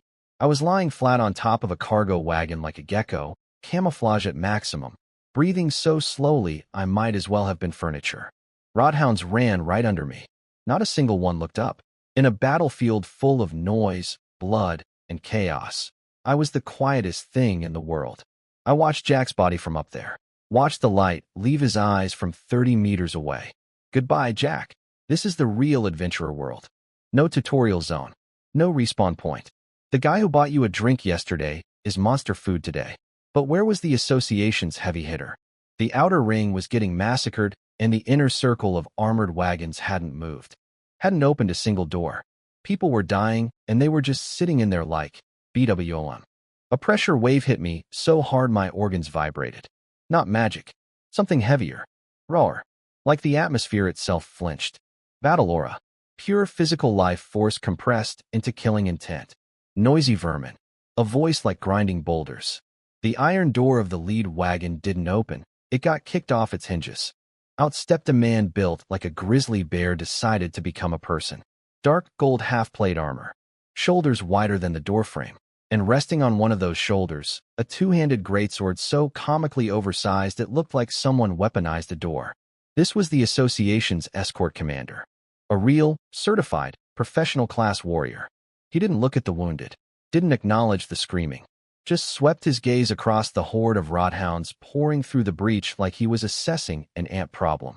Pathetic, he gripped the sword one-handed. One-handed, a weapon that should require 2, and flicked his wrist. A visible shockwave erupted from his body. Golden battle aura, refined through years of combat breathing techniques. Then he moved. One swing. Simple horizontal slash. Nothing fancy, but it was so fast it left a golden afterimage in the air. A crescent of golden sword energy, 5 meters wide, peeled off the blade and traveled along the ground like a bulldozer made of pure destruction. Splat, splat, splat, splat, splat. Every rodhound in its path didn't even have time to YLP. They just split, cut clean in half. Black blood, rotting organs, broken bones, all atomized into a fine mist of gore that hung in the golden light like the world's most disgusting snow globe. One swing. Dozens dead. A perfect fan-shaped vacuum where a wall of monsters used to be. The ground had a trench half a foot deep carved into it from the residual energy. Every surviving adventurer froze with their mouths open. Weapons dangling. Brains unable to process what they just saw.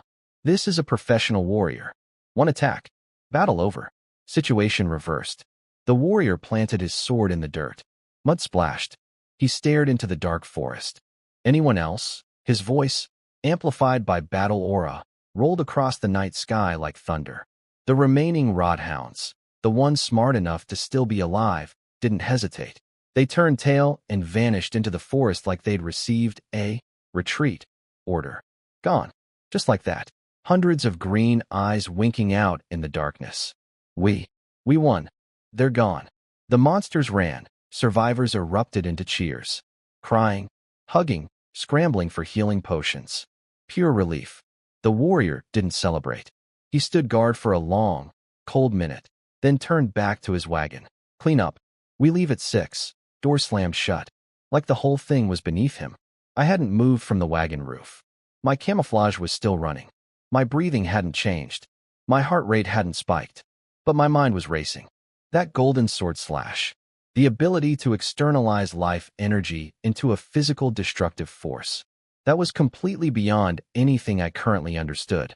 I'd heard that warriors and knights could use special breathing techniques to elevate their bodies to superhuman levels, but seeing it? If that swing was aimed at me?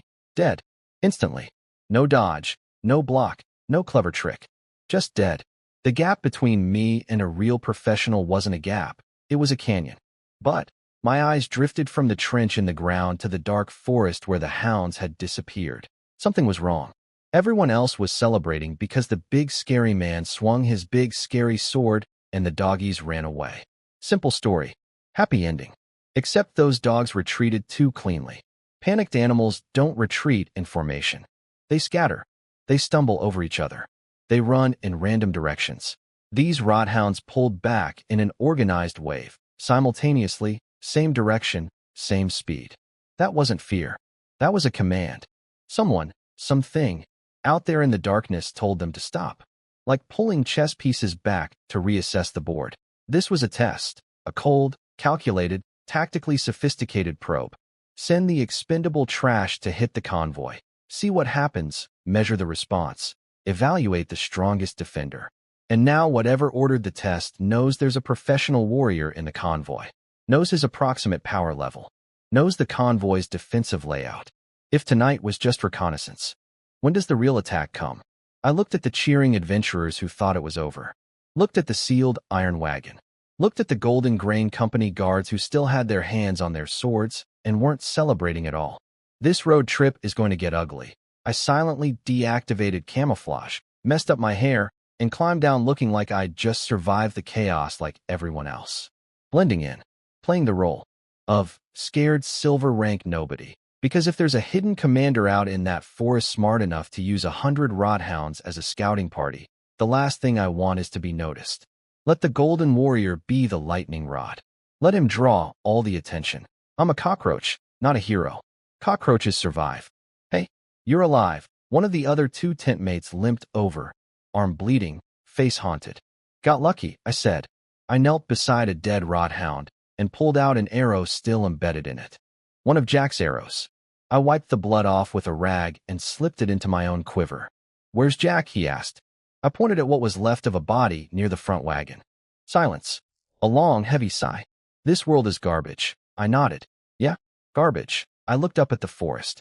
The pre-dawn darkness was the thickest kind, the kind that feels like it's watching you, like a mouth, open and hungry, staring at our little circle of firelight and broken people. Something out there was patient. Something out there was smart. And it wasn't done with us yet.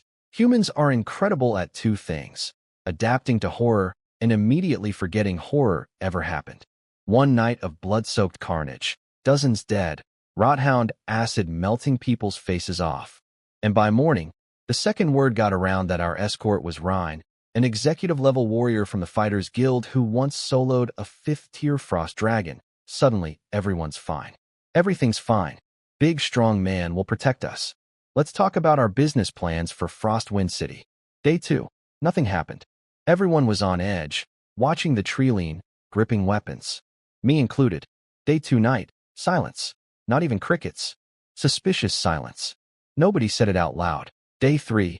Sunshine, smooth roads, gentle breeze. Night. Wind and nothing else.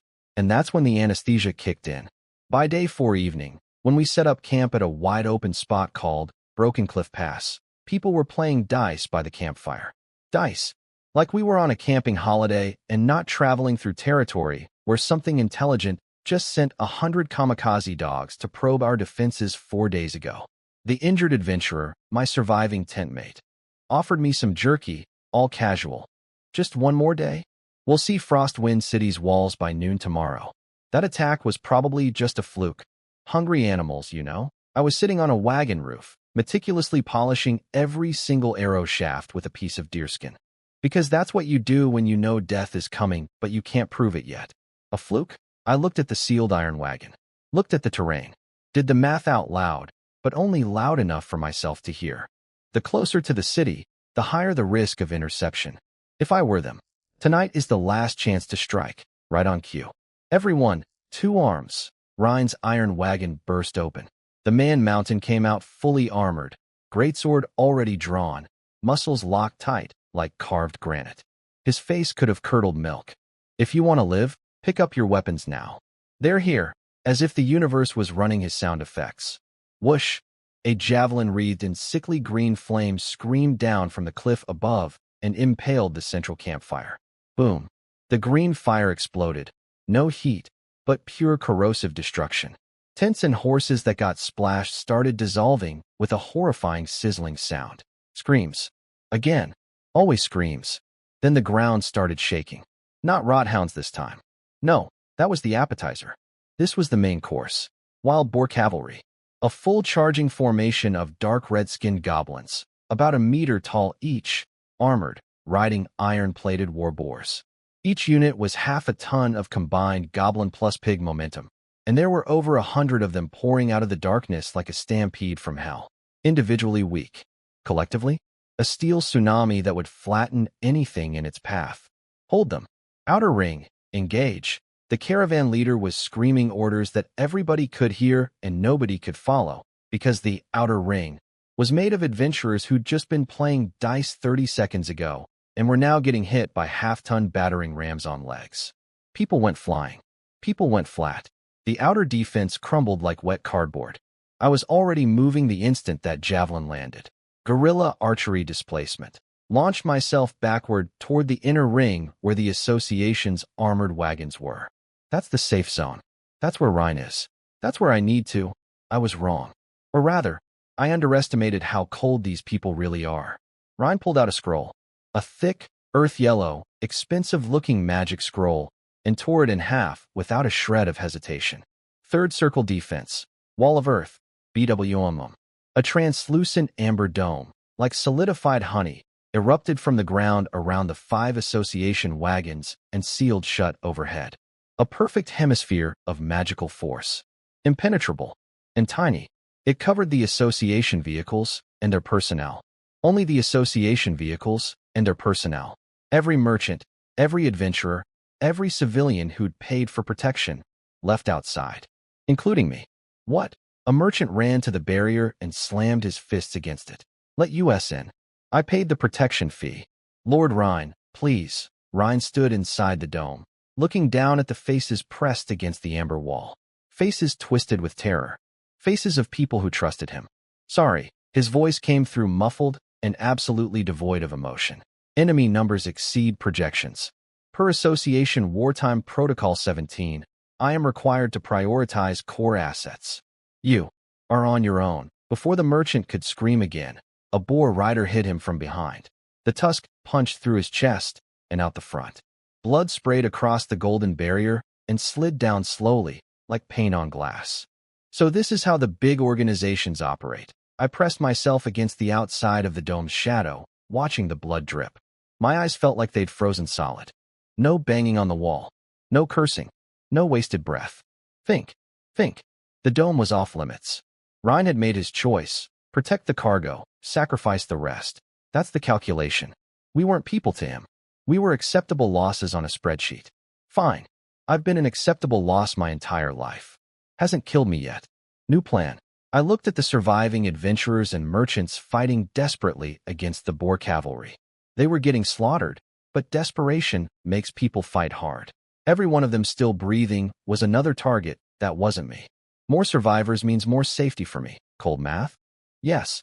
But I learned it from watching Rhine do the same thing 30 seconds ago, so I'd say I'm in good company. Static camouflage on. I became a ghost on the battlefield's edge, using overturned merchant wagons as cover, and my bow started whispering. Twang. A wind-kissed arrow threaded through the chaos and drilled into a goblin rider's eye socket. Dead before it hit the ground. Its riderless boar went berserk and got hacked apart by the nearest fighters. Twang. 2 more surgical picks. I wasn't going for kill count. I was playing battlefield tree-off. Every shot targeted the goblin about to break through a defensive cluster or crash into a group of cornered survivors. Precision removal of the most dangerous pieces on the board. The outer line that should have collapsed? Held. Barely. Thanks to an invisible sniper they didn't even know existed. But this was a band-aid on a severed artery. Because the real threat finally showed up. Kheh. Tough little turtle shell you've got there. A scratchy, giggling voice from the darkness behind the cavalry. A figure emerged, draped in tattered black robes, carrying a staff topped with a skull. The air around him was literally warping from dark energy radiation. Grass and plants within his radius withered and died instantly. Demon Warlock. An advanced one, someone who'd already completed an abyssal sacrifice ritual. This wasn't some amateur curse slinger. This was the real deal. Come out, my darlings. He waved the skull staff. A dark crimson portal ripped open in the air in front of him, bleeding sulfur and heat. Ruhar. 3 massive beasts erupted from the portal. Hulking, muscular hound shapes wreathed in hellfire. Magma dripping from their jaws. Eyes like furnace windows. Lava hellhounds. The goblin cavalry was the hammer. The rothounds were the scouts. And this psychopath with his demon dogs was the one who'd been pulling the strings the entire time. I stared at those 3 burning nightmares and felt my stomach drop through the floor. Yeah, tonight is going to be significantly worse than I thought. The hellhounds had one target, Rhine's golden turtle shell. 3 massive green fireballs slammed into the earth wall barrier. Crack, crack, crack. The impenetrable shield started spiderwebbing with fractures. Turns out a magic scroll is just a consumable, and demon fire eats consumables for breakfast. Rhine's face finally showed something other than cold superiority, panic. I'm going out there. Hold the inside. He launched himself off the wagon roof like a golden missile, greatsword exploding with 3 meters of pure battle aura blade energy, and flew at the warlock. First move, swatted one of the lava hounds out of the air so hard its hellfire went out. Just slapped a demon dog like it was a tennis ball. Then he charged the warlock, forcing the robed freak backward. For about 10 seconds, things looked like they might be okay. Then the hair on the back of my neck stood up. Blind fight swordplay was going berserk. Something cold, colder than ice, colder than fear, was sliding along the ground at impossible speed, threading through the battlefield toward Rhine's blind spot. There's another one. Rhine's shadow stood up. Not metaphorically. His actual shadow peeled off the ground and became a person. A wanderer, basically a shadow assassin. 2 pitch-black daggers dripping with poison, materializing from literally underneath Rhine at the exact moment between his swings when he had 0 momentum. Behind you. The association guard screamed from inside the dome. Words are slower than knives. Both daggers went for kill shots, spine and neck. Rhine's warrior instincts twisted him at the last microsecond. Dodged the spine hit. Didn't dodge the shoulder. The blade sank deep into his left shoulder. The blood that came out was black. Poison. Obviously. Ha ha ha. Fighters Guild executive. Not so impressive. The shadow assassin backflipped to the warlock's side, casually twirling a bloody dagger. 2 professionals, fresh and coordinated, versus 1 poison warrior with a dead arm. That's not a fight. That's an execution. And here's why I couldn't just grab popcorn and watch. If Rhine dies, those 2 professionals have nothing left to do except turn around and slaughter every single person outside the dome, including me. Rhine is the only reason the 2 biggest threats on this field aren't free to hunt us like rabbits. If Rhine's lips die, my teeth freeze. Old Chinese saying. Very applicable when someone's literally the only wall between you and 2 professional killers. I drew my bow, calculating whether I could snipe the Wanderer from here. Then everything got worse. Because tonight apparently had a guest list I wasn't told about.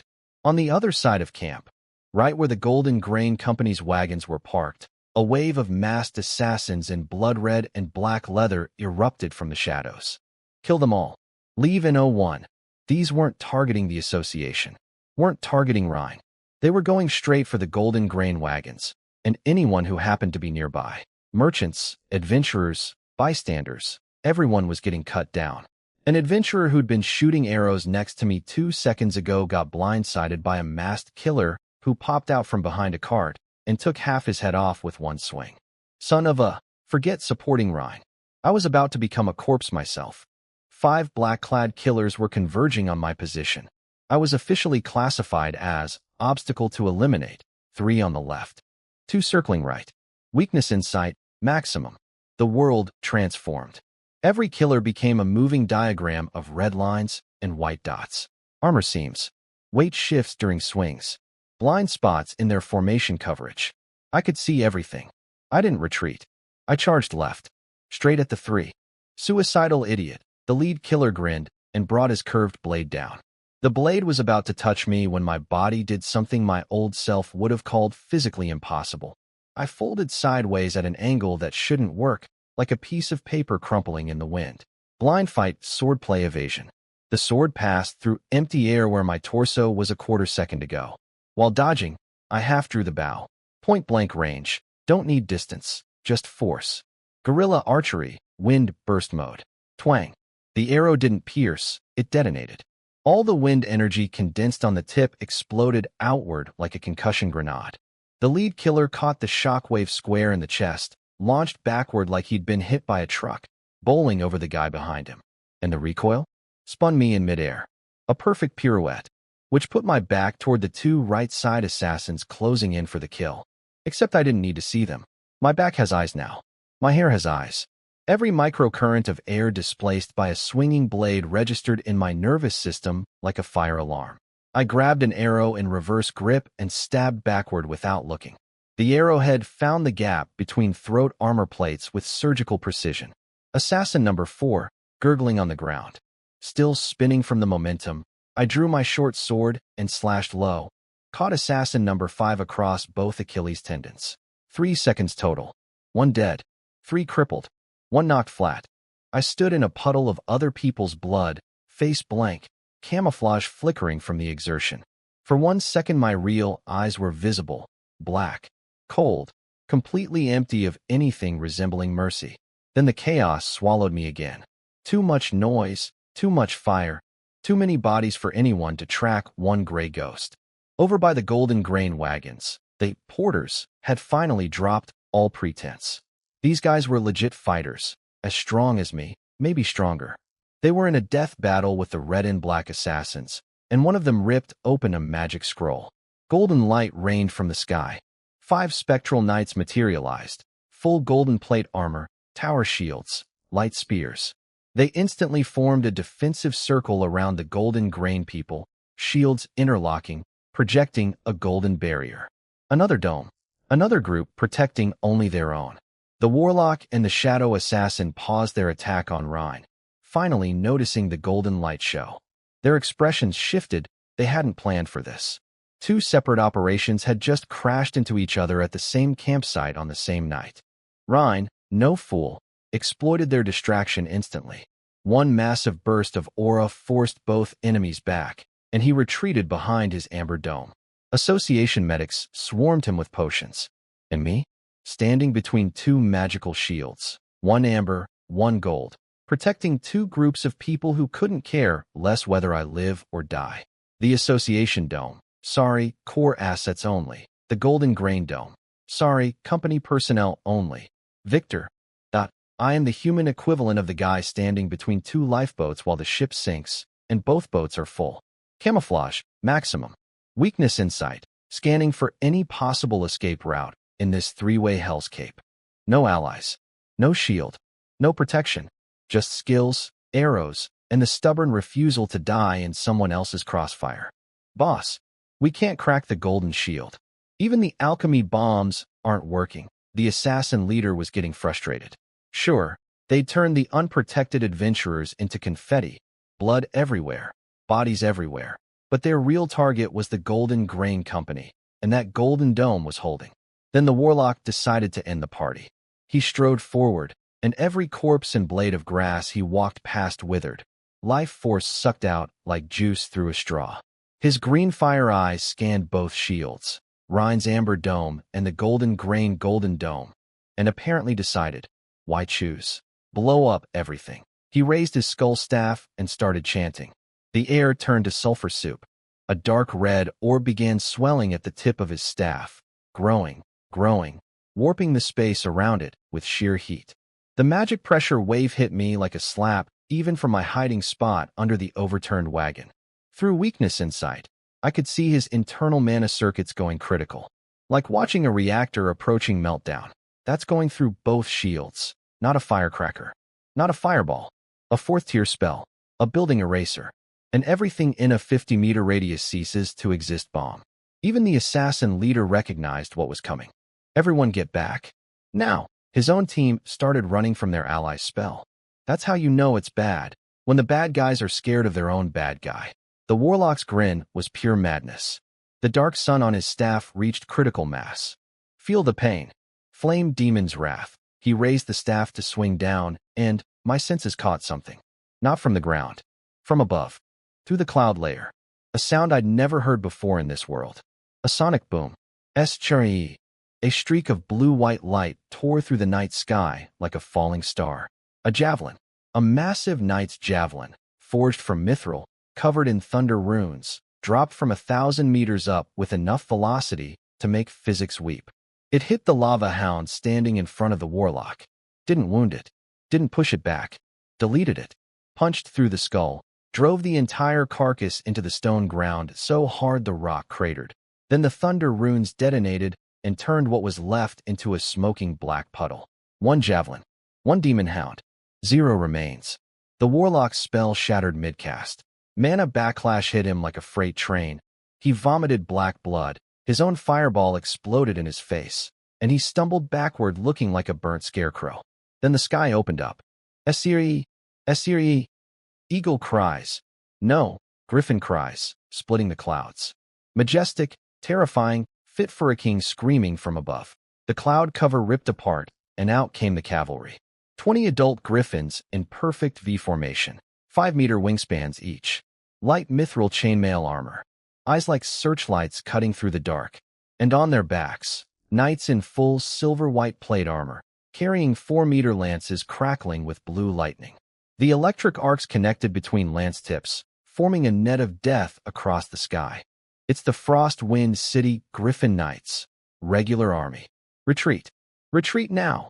The assassin leader, Mr. Kill them all, leave no one, from 5 minutes ago, was now screaming with the voice of a man who just realized he brought a kitchen knife to an aircraft carrier fight. An organized aerial military formation versus ground-level bandits isn't a fight. It's a category error. It's like sending ants to attack a lawnmower. Nobody tried to resist. Not for a second. The warlock crushed some kind of emergency escape gem and dissolved into black smoke, fleeing toward the deep forest despite the agony of magical backlash. The Shadow Wanderer activated some shadow teleport and vanished without a trace. The assassins scattered like roaches when the lights come on. Clean up. Leave none alive. A cold, commanding voice from the sky. Whoosh, whoosh, whoosh. More thunder javelins rained down. The slow runners got pinned to the earth like bugs in a collection. Each impact crater sparked with residual lightning. 1 pass. Battle over. Existential crisis resolved. I lay under my overturned wagon, staring up at those 20 circling murder eagles through a gap in the boards, and my jaw was somewhere near the ground. So this is what real military power looks like. Gold buys griffins. Griffins buy victory. It's that simple.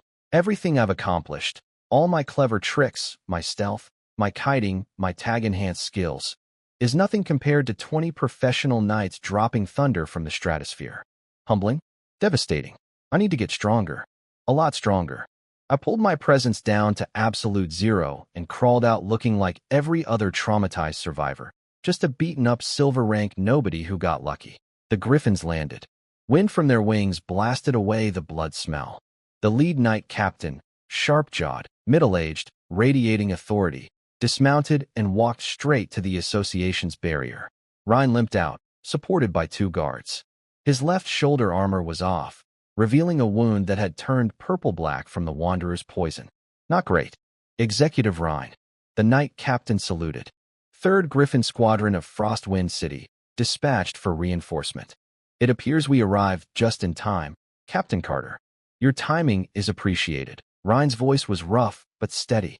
Carter surveyed the carnage, bodies everywhere, craters, burning wreckage, and frowned. At minimum, a senior warlock and wanderer, plus a substantial assassination force. Ryan didn't answer directly. Instead, he turned and stared at the Golden Grain Company's wagons. Their golden shield had faded. The surviving merchants were emerging, dusting themselves off. Corps members basically unhurt thanks to their secret bodyguards and that summoning scroll. The pudgy merchant leader was already waddling forward with his best suck-up smile. Lord Ryan. Captain Carter. Thank you so much for saving us. If not for your divine intervention, our Golden Grain Company would have. Shut up. Ryan's voice could have frozen lava. The smile died on the merchant's face like a candle in a hurricane. Ryan pushed away his support guards, walked up to the fat man, and loomed over him by a full head. The killing intent radiating from him right now was more intense than when he was fighting the actual demon warlock. Gratitude, Ryan hissed through his teeth. Yes, you should be grateful. But what I want to know right now is, who gave you the audacity to treat the Adventurers Association like fools? The merchant went white. Oh Lord, what do you mean? We're victims too. Victims? Ryan pointed at the bodies littering the ground. Association guards. Adventurers like Jack. People who signed up for a routine escort mission and died because someone brought a target on their backs. His eyes locked onto the golden grain. Porters. The ones whose sword calluses I'd spotted on day one. A third circle spirit guardian summoning scroll. 6 quasi-professional fighters disguised as laborers. Ryan stepped forward. Even poisoned and one-armed. His battle aura made the merchant physically stagger. You knew those assassins were coming. You knew you were carrying something worth killing for. And you deliberately concealed it when you joined this convoy. I crouched in the shadows, watching a poisoned, one-armed warrior verbally tear apart a merchant who'd gotten dozens of innocent people killed through his greed and cowardice, and thought, you abandoned us behind your shield first, big guy. You don't get to play the moral high ground card, but I kept that opinion inside my mouth where it belonged. Because the only thing more dangerous than being between two shields is being between two powerful people having an argument. Stay invisible. Stay quiet. Let the big dogs bark at each other. Cockroach strategy, still in effect. Ryan's voice hit the crowd like a thunderbolt, and suddenly every surviving adventurer understood what had happened. The gratitude on their faces curdled into rage faster than milk in a microwave. I stood at the edge, listening, thinking about Jack. Red hair in the mud. Eyes that couldn't believe this was real. Dead because a fat merchant decided to use our convoy as a human shield for whatever illegal cargo he was smuggling. Lord Ryan, there's been a misunderstanding. The merchant leader started sweating waterfalls. Save it for Frostwind City. Ryan turned to Captain Carter and formally requested a full investigation. The Golden Grain Company had clearly been carrying something way beyond what they'd declared when they joined the convoy. Something dangerous enough to attract a professional warlock, a shadow assassin, and a platoon of masked killers. And they'd hidden it deliberately, knowing full well that every clueless adventurer and merchant around them was essentially a meat shield. All Golden Grain personnel and cargo seized. Anyone resists, kill them. As you wish, Executive. 20 Griffin Knights leveled their lances and surrounded the Golden Grain people like the world's most terrifying fence. The pudgy merchant's face went from, thank you for saving us, to, I need a toilet immediately, in about half a second. Power games between big shots, I muttered, and disappeared into the line of survivors being processed. While everyone was busy with the drama, I did something useful. I helped clean up the battlefield. Very thoroughly. Touched basically every corpse, friend and foe alike. Not a single tag from any of them. These fighters were all stronger than old John. Professional assassins, quasi-professional guards, combat veterans, and nothing. 0 tags. This confirmed my theory. Extracting tags from humans requires more than just strength. You need that dying obsession, that burning regret, that, I can't accept this, final emotion. Old John had it. Decades of unfulfilled dreams compressed into his last breath. Random mercenaries dying in a surprise attack? They just die angry. Anger isn't enough. It needs to be deeper. Interesting. Filed away for later. Final body count of the entire trip. Roughly 80% casualties among the non-association personnel. Out of every 5 people who started this journey, 4 were dead. And Ryan was clearly planning to pin all of it on the Golden Grain Company. Politically smart, they did cause the assassin attack by hiding their cargo. But let's be real, the majority of casualties happened because a certain someone dropped a magic barrier that protected only association assets and told everyone else, good luck, die well. But pointing that out would be suicide, so I kept my mouth shut like the professional cockroach I am. The convoy limped through the night, with Griffin Air Patrol overhead. Even I used Forest Whisper attunement for a perimeter scan, because old habits don't die, and neither do I, if I can help it. Next day, noon. The white walls of Frostwind City rose from the horizon like a mountain range made of civilization. I exhaled for the first time in what felt like days. Under Griffin escort, we passed through the heavily guarded gates without a hiccup, and the moment I stepped inside, culture shock. Massive culture shock.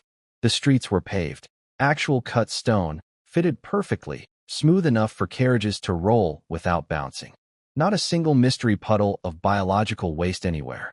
The air smelled like fresh bread, spices, and leather instead of the perpetual, something died somewhere nearby, aroma of Blackstone Town. White walls climbing up the mountainside in layers, like the teeth of some enormous protective beast. Griffin knights launching and landing from towers overhead, their wing beats shaking the air with a constant low thunder that said, "This city will crush you if you start trouble." The Adventurers Association branch here made the Blackstone office look like a shed with delusions of grandeur. A domed hall, crystal chandeliers, dozens of service windows, all busy, still with lines. This was a real operation. The moment we stopped, staffers swarmed Rhine like worried bees around a damaged queen. "Executive Rhine, the branch president requests your presence in the top-floor conference room." Immediately, they said requests, but meant now.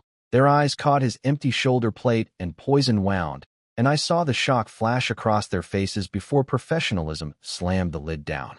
Rhine left without a word, trailed by a small army of important-looking people. The golden grain merchants were marched away under guard, the pudgy leader looking like a man walking to his own funeral. The grown-ups are going to fight upstairs. Time for this grown-up to get paid and get out. I found the emergency processing window, Green Lane, priority queue for mission survivors, and slapped my ID badge on the counter. Mission completion. Blackstone Town Supply Escort. Designation D-741. The receptionist processed it at lightning speed. Clearly she'd been handling crisis paperwork all morning. Base commission, 10 gold coins. Due to unforeseen circumstances during transit, the association is providing an additional 5 gold hazard bonus. Hazard bonus, right. That's a funny way to spell. Please don't make a public fuss about how we sealed you outside a barrier and left you to die. Hush money. But hey, hush money spends the same as real money. Thanks. 15 gold coins vanished into my inner pocket faster than a magic trick. I was out of that building before anyone could think to ask me questions, give a statement, or, worst of all, involve me in whatever political nightmare was about to unfold between the association, the military, and the Golden Grain Company. I am a cockroach. Cockroaches don't attend board meetings. Cockroaches leave. Half an hour of scouting the commercial district later, I found my new home, the Oak Barrel Inn. Not too fancy, not too sketchy. Clean sheets, hot water, and most importantly, 40 copper per night. Includes hot water and breakfast. Sold. I took a second-floor window room. Good sight lines on the street below, and if things go wrong, I can jump out and run. Old habits. Washed off 3 days of blood, sweat, and existential dread. Put on clean clothes. Went downstairs. Ordered sausage, black bread, and warm fruit wine. Then I asked the innkeeper for a city map. That'll be 5 silver. I nearly decorated his counter with fruit wine. 5 silver? Is this map printed on gold? 5 silver is 500 copper. That's 3 months of bread in Blackstone Town. For a piece of paper. The innkeeper, a red-nosed dwarf, didn't even blink. He gave me that. "Oh, you're from the countryside. Look that I'm going to see a lot in this city. Military Survey Edition, sir." Even marks the sewer entrances. In Frostwind City, information is the most valuable commodity. My face went through about 7 stages of grief. I wanted to walk away. My wallet was begging me to walk away. But my brain calculated the cost of stumbling around a massive, unfamiliar city blind versus 5 silver for a complete map, and the math was clear. Fine. I counted out 5 silver coins with the expression of a man donating his own kidneys. Slapped them on the counter. Took the map, sat in a corner, and unfolded it under the oil lamp. Worth every painful coin. The detail was incredible. Commercial districts, noble quarters, slums, military zones, guild halls, everything labeled and color-coded. My finger traced across the parchment, past the wealthy neighborhoods and power centers, and stopped at a marker in the north part of the city. The Ranger Guild, after everything, the forest, the trial, the convoy massacre, watching Rhine swing a sword that could split the earth, seeing a warlock almost erase a campsite with one spell. I knew one thing with absolute clarity. My self-taught wilderness survival approach had a ceiling. A low ceiling. Against real professionals, my clever tricks and tag-enchanted skills were impressive for a frontier kid, but laughable on the big stage. I need real training. Official combat techniques. A proper professional class. The kind of power that turns talented amateur into genuine threat. Tomorrow morning. First thing, I folded the map, tucked it away, and stared out the window at Frostwind City's darkening skyline. Wind howling between the towers, lights flickering in 1,000 windows. Somewhere up there, powerful people were making decisions that could ruin lives without a second thought. Blackstone Town was survival. This city? This is the game. And I just bought my entry ticket for 5 overpriced silver coins. Morning in Frostwind City. Fog still hanging in the air, smelling like cold pine trees and wet earth. Following my criminally overpriced map, I navigated through the market district to the north side of the city where the military training zone begins. Every building around here screams, "We will yield you." Massive stone fortresses, sharp angles, zero personality. And then, right in the middle of all that testosterone architecture, sits the Ranger Guild. It's a giant wooden building growing out of the mountainside. The door columns aren't columns at all. They're 2 ancient trees so old and tangled together that their canopy forms a natural roof over the entire entrance. The whole thing looks like a fantasy treehouse designed by someone who thinks interior walls are optional. Interesting decorating choices. Probably saved a fortune on construction materials. I pushed through the heavy oak doors and the city noise just stopped. Like someone hit mute on reality. Inside was basically an indoor forest maintained by magic. High vaulted ceiling with glowing vines hanging down like living chandeliers. Flowers I couldn't name perfuming the air. Actual running water somewhere. If a spa in a wilderness had a baby, this would be it. In the center of the hall, massive floating leaves, like giant banana leaves hovering in midair, were projecting magical videos of different ranger combat styles. Basically the fantasy equivalent of a career fair with live demonstrations. I bought the newcomer's career guidebook for 1 silver coin. A brick of a book bound in sheepskin. Found a tree stump to sit on. Yes, the chairs are tree stumps. These people are committed to the aesthetic, and started reading. First time I've gotten a proper education about how this world's class system works. Warriors, knights, mages, rangers, wanderers, druids. Each class specializes in different core stats. Warriors pump strength and constitution. Mages focus on intelligence and spirit. Rangers? Agility and perception. My best stats. Good. I accidentally built the right character. But choosing a class is just step 1. The real game changer is picking a school. And boy, are there options. I looked up at the floating leaf projections. Beast King Ranger.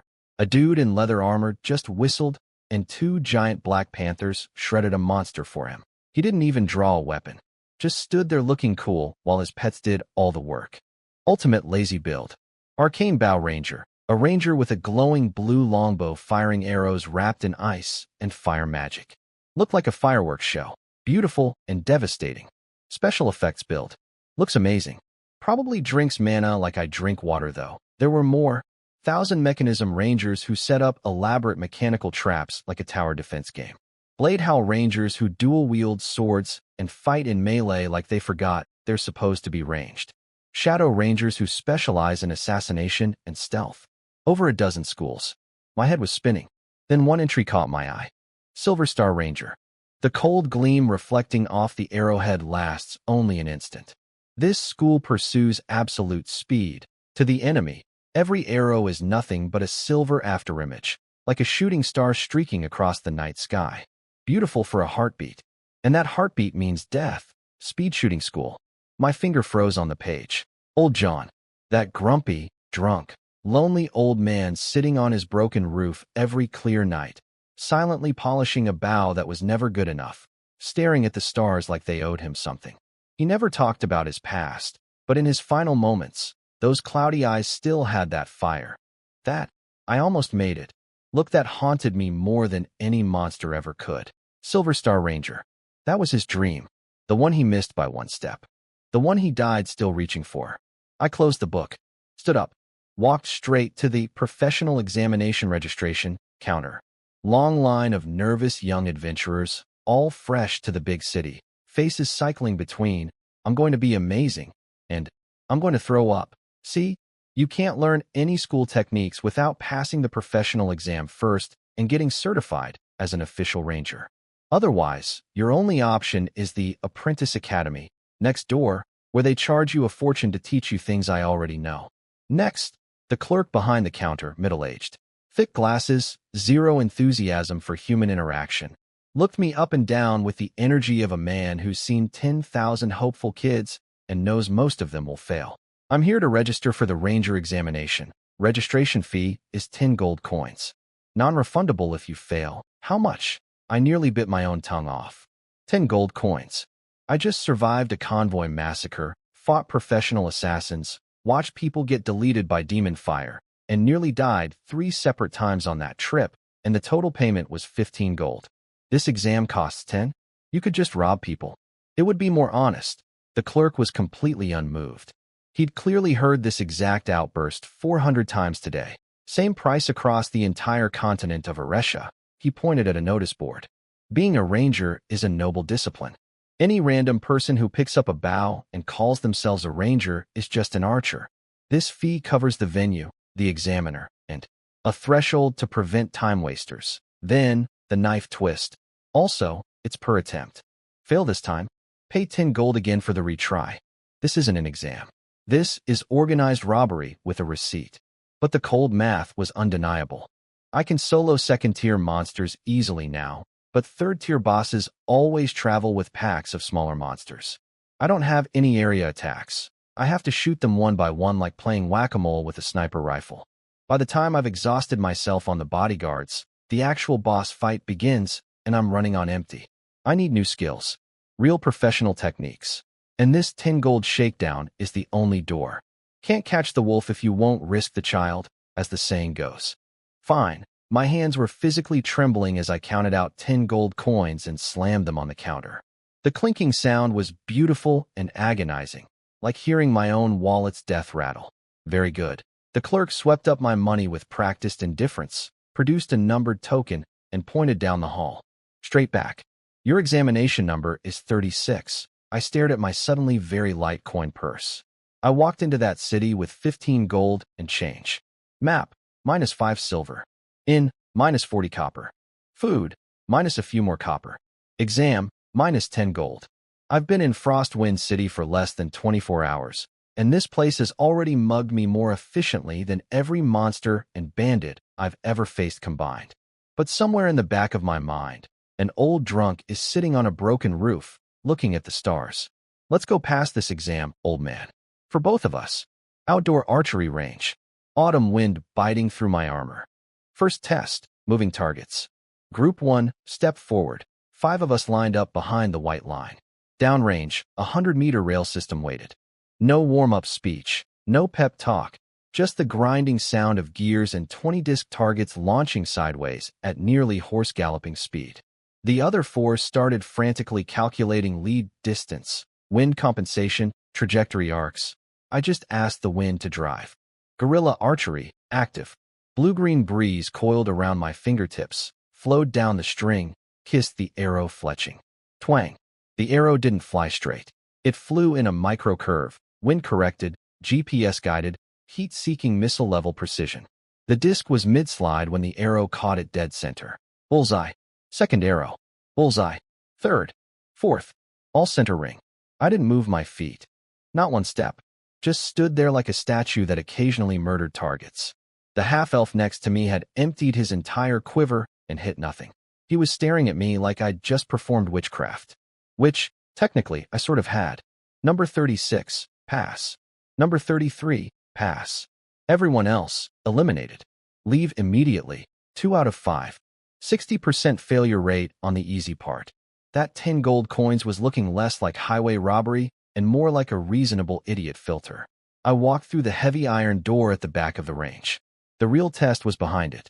Stage 2, combat simulation corridor. Behind that door was a massive indoor dome, like being swallowed by a whale. A winding path stretched into the distance, flanked by alchemical pipes and glowing rune formations. A red-haired female examiner stood on a platform above, pointing down at the course. Rules. Run from here to the finish line. 5-minute time limit. Step on every light marker on the ground. Each one triggers target positions. Hit all combat targets. Hit more than 2 civilian decoy targets. You're out. She paused and smiled the way a cat smiles at a fish tank. Good luck, future rangers, beep. I exploded off the line. Wind energy under my feet, body practically hydroplaning across the floor like a leaf in a hurricane. 50 meters in, the corridor tried to kill me. Whoosh. Not natural wind. Industrial-grade chaos generated by giant bellows and wind element magic circles on both sides. Gale force crosswinds strong enough to make standing up a challenge, let alone shooting a bow. First light marker. I stepped on it. 3 red combat targets popped from the walls, and the side wind was actively trying to blow my arrows back into my own face. You want me to shoot in this? Normal archery? Impossible. The arrow would corkscrew sideways the instant it left the string. But MY arrows aren't normal. Equipment resonance let me feel every vibration of the bowstring in the storm, sensing the wind's rhythm through the bow itself. And if the wind wants to fight me, I'll cut through it. I wrapped guerrilla archery wind energy around the arrow shaft in a tight spiral, turning the arrow into a drill bit made of air. Twang. The arrow screamed through the crosswind like it was offended by the interference. The gale that would have sent any normal shot spinning into the wall got split open by the spiral pressure. Arrow punched clean through the first target's throat zone. Second, third, same treatment. Every shot a wind-cutting missile. I ran through the wind zone like it was a light breeze. Behind me, I could practically feel the course designer's confusion. Next zone, fog. White. Everything white. Visibility dropped to 2 meters. The fog even absorbed sound. No echoes. No spatial awareness, nothing. Just milk-colored nothing and blinking red markers somewhere ahead. Most people would be stumbling blind, bumping into walls, and getting surprised by targets popping up at point-blank range. Good thing my skill tree is comprehensive, weakness insight on. The fog dissolved in my enhanced vision, breaking apart into translucent particles. Behind the white curtain, every hidden mechanism, every spring-loaded launcher, every concealed target lit up in glowing outlines like a cheat code overlay. I sprinted through the fog zone, aiming at targets that hadn't even deployed yet. The mechanisms would click, and before the target finished standing upright, my arrow was already in its forehead. Mixed in among the monster targets, civilian decoys. Wooden puppets shaped like women holding babies, old men with canes, children. Designed to make panic shooters waste their limited mistake allowance. I saw them all. Crystal clear in my enhanced vision. An arrow would whisper past a mother and child puppet's scalp, close enough to ruffle its wooden hair, and nail the goblin with an axe, target hiding directly behind it. This course was designed to test perception, composure, and target discrimination under pressure. I was basically playing it with the answer key taped to my screen. Final zone. The fog vanished, replaced by sand. Not just wind this time. A full-blown sandstorm mixed with gravel. Tiny rocks pelting my face like nature's shotgun. Opening my eyes meant instant sand blindness with bonus crying. Even weakness insight was getting scrambled. Too many particles, too much visual noise, the overlay flickering with static. They don't mess around. I closed my eyes. Covered my mouth and nose with wind energy. Can't see? Fine. Blind fight swordplay doesn't need eyes. The skill works on air current detection, not vision. And even though I'm holding a bow, the perception principles transfer perfectly. Sand particles hitting wood panels, that's a target. Spring mechanisms engaging, that's a launch. The tiny whisper of a wooden shape cutting through the sandstorm, that's incoming. Left, 3 o'clock, something heavy just popped out. Sounds like a shield-bearing target. Twang, crack of splintering wood. Hit, right side, light and fast, small friction sound, rapid movement. Twang. Hit. Almost at the finish line when I heard something extremely faint buried in the storm noise. Light as a startled bird. My body reacted before my brain. Instinct classified it as a high-agility assassin target, and my fingers released. Twang. Thunk. Not the crisp sound of a combat target breaking. A soft, muffled impact. Then a mechanical voice. Ah, help me. I cracked my eyes open through the stinging sand. My arrow was stuck in the shoulder of a tiny, beggar, puppet in rags. A civilian decoy. Its deployment sound had been perfectly masked by the sandstorm, and its detection window was impossibly small. TCH. Got baited. The course designers put that there specifically to catch people using sound-based detection in the final zone. The one trap designed to punish my exact approach. Respect. I hate it, but respect. One mistake. Rules allow two. Still in the game. No time for regret. Wind burst under my feet. I launched forward through the sand, one final leap into the air, twisted mid-jump, and fired backward at the massive boss target blocking the finish line. Boom. The boss target exploded into splinters. All wind, fog, and sand vanished instantly. The dome lights blazed on. My eyes watered from the sudden brightness. Examination complete. The red-haired examiner's voice echoed through the arena. I stood on the finish line, dusty, sandy, slightly annoyed about that beggar puppet, and looked up at the massive scoreboard. Number 36. Time. For minutes 12 seconds. Pass. Average target ring score. 8.6. Pass. Civilian casualties. 1. Pass. Overall evaluation. Passed. Hiya. The 10 gold coins were safe. The relief hit me harder than any sandstorm. For minutes of running, every skill at maximum output had left me genuinely drained though. By the last section, my stamina was flagging. This course was no joke. It tested vision, hearing, instinct, environmental adaptation, target discrimination, and physical endurance all at once. If I'd been missing even one of my enchanted skills, I'd have failed somewhere. A staff member guided me to a waiting room where I caught my breath. Then a high elf, actual high elf, tall, elegant, pointy ears, the whole package, walked in and handed me a badge. Silver, engraved with crossed arrows over a leaf. My name and number on the back. Congratulations, Victor. From this moment forward, you are a guild-certified apprentice ranger. I rubbed my thumb across the cold metal surface. Felt the weight of it, the reality of it. Apprentice ranger. Official. Certified. Real. Old John sat on a broken roof his whole life dreaming about this. I'm holding it in my hand at 16. Thank you. I pinned the badge next to my silver adventurer badge and walked out into the sunlight. Of course, if they could refund that 10 gold registration fee, this moment would be absolutely perfect. But I suppose you can't put a price on dreams. Actually, you can. It's exactly 10 gold coins. Those thieves. Second floor of the Ranger Guild. Me, staring at a piece of parchment that says, Apprentice Ranger, and, oh hello, remaining free class hours, 5. 5 free classes included with my 10 gold coins. Suddenly that highway robbery fee feels slightly less criminal. Like being mugged, but the mugger leaves you bus fare. Back in Blackstone Town, learning a new skill meant either being someone's unpaid servant for 5 years or buying sketchy secondhand technique scrolls that were probably written by a drunk. Here, I've got a menu. The course catalog was enormous. Mid-level arrow correction, trap assembly, monster encyclopedia, and weakness analysis. But I knew exactly what I needed first. Ranger general knowledge and career planning, 1 class hour. Because here's my dirty secret. Everything I know about this world comes from a dead old man's fragmented memories and drunk adventurers bragging in a tavern. My understanding of how things actually work has more holes than Swiss cheese. Knowledge is money. The classroom was tiny, 30 square meters, beat-up wooden desks. Only 3 students showed up. Me, a red-haired young hunter with calloused hands who screamed, village boy, and a gloomy middle-aged man with a sharpened dagger on his hip who smelled like he'd been living in a sewer. The kind of class that rich kids and legacy students wouldn't be caught dead in.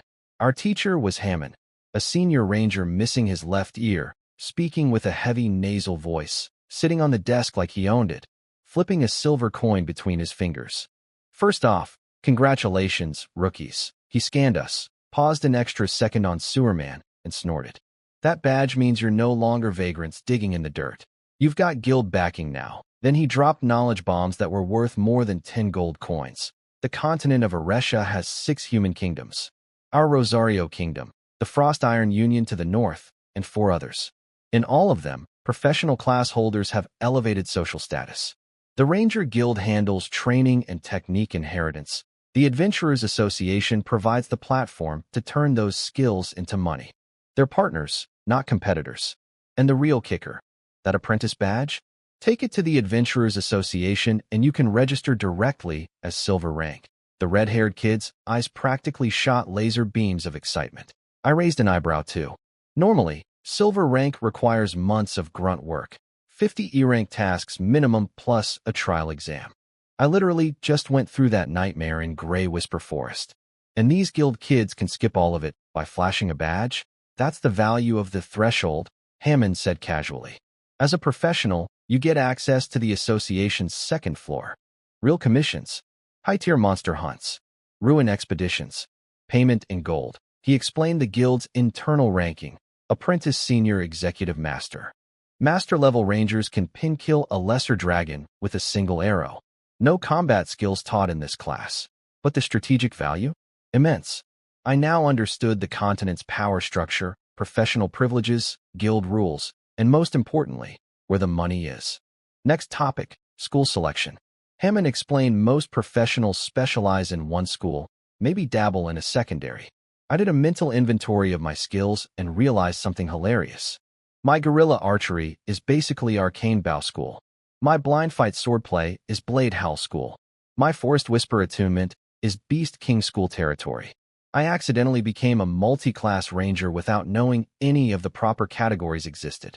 A walking buffet of every school's appetizer course, master of none. But with my cheat system, I don't need to master anything the normal way. Learn the basics, get the skill on my panel, then stuff it full of tags until it evolves into something monstrous. The schools are just starter seeds for my enchantment garden. For my remaining 4 hours, I chose carefully. Priority 1, Ranger Basic Breathing Technique, 3 class hours. This was the thing I'd been envious of ever since watching Ryan unleash that golden battle aura sword slash. Warriors and knights have breathing methods that elevate their entire life force. Turns out rangers have their own version, and I needed it badly. My biggest weakness in every extended fight has been stamina, running out of gas when the battle goes long. Day 2. Underground Meditation Chamber. Teacher, a white-haired half-elf elder radiating. I've been alive longer than your country, energy. Breathing is the bridge between you and the world. Feel the particles drifting in the air.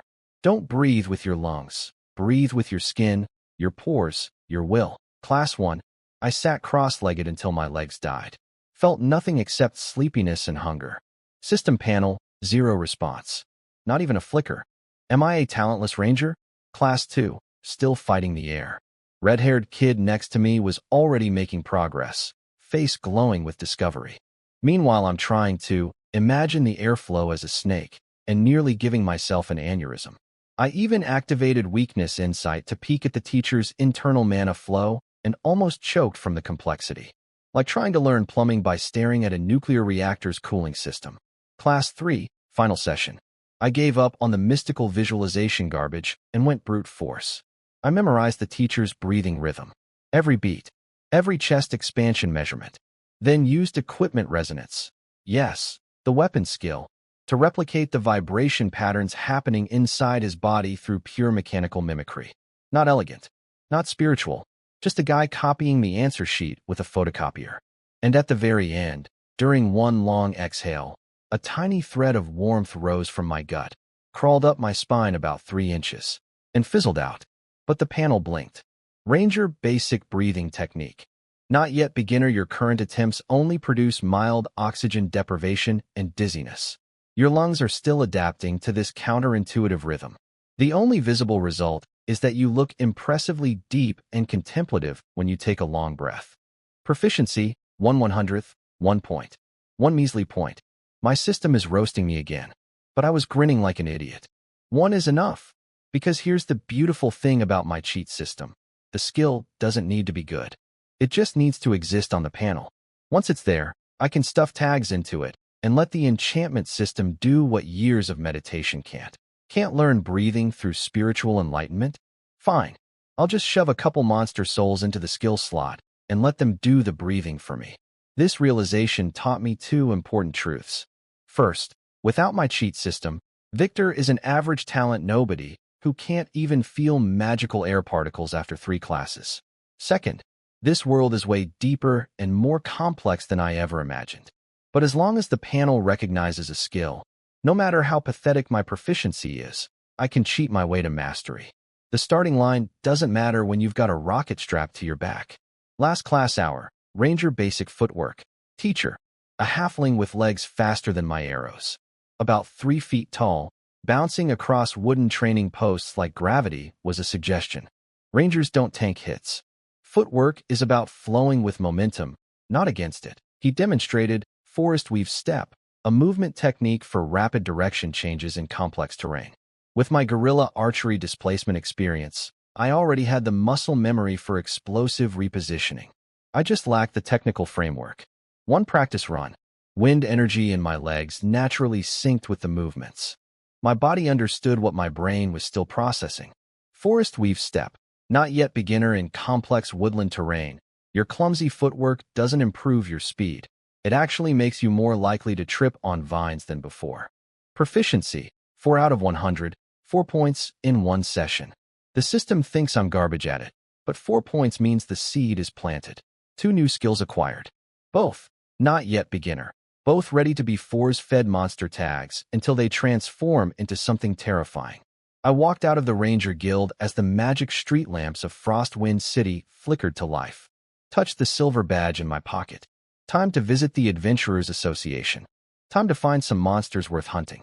My breathing technique and footwork are hungry little baby skills right now. Let's go find them some food.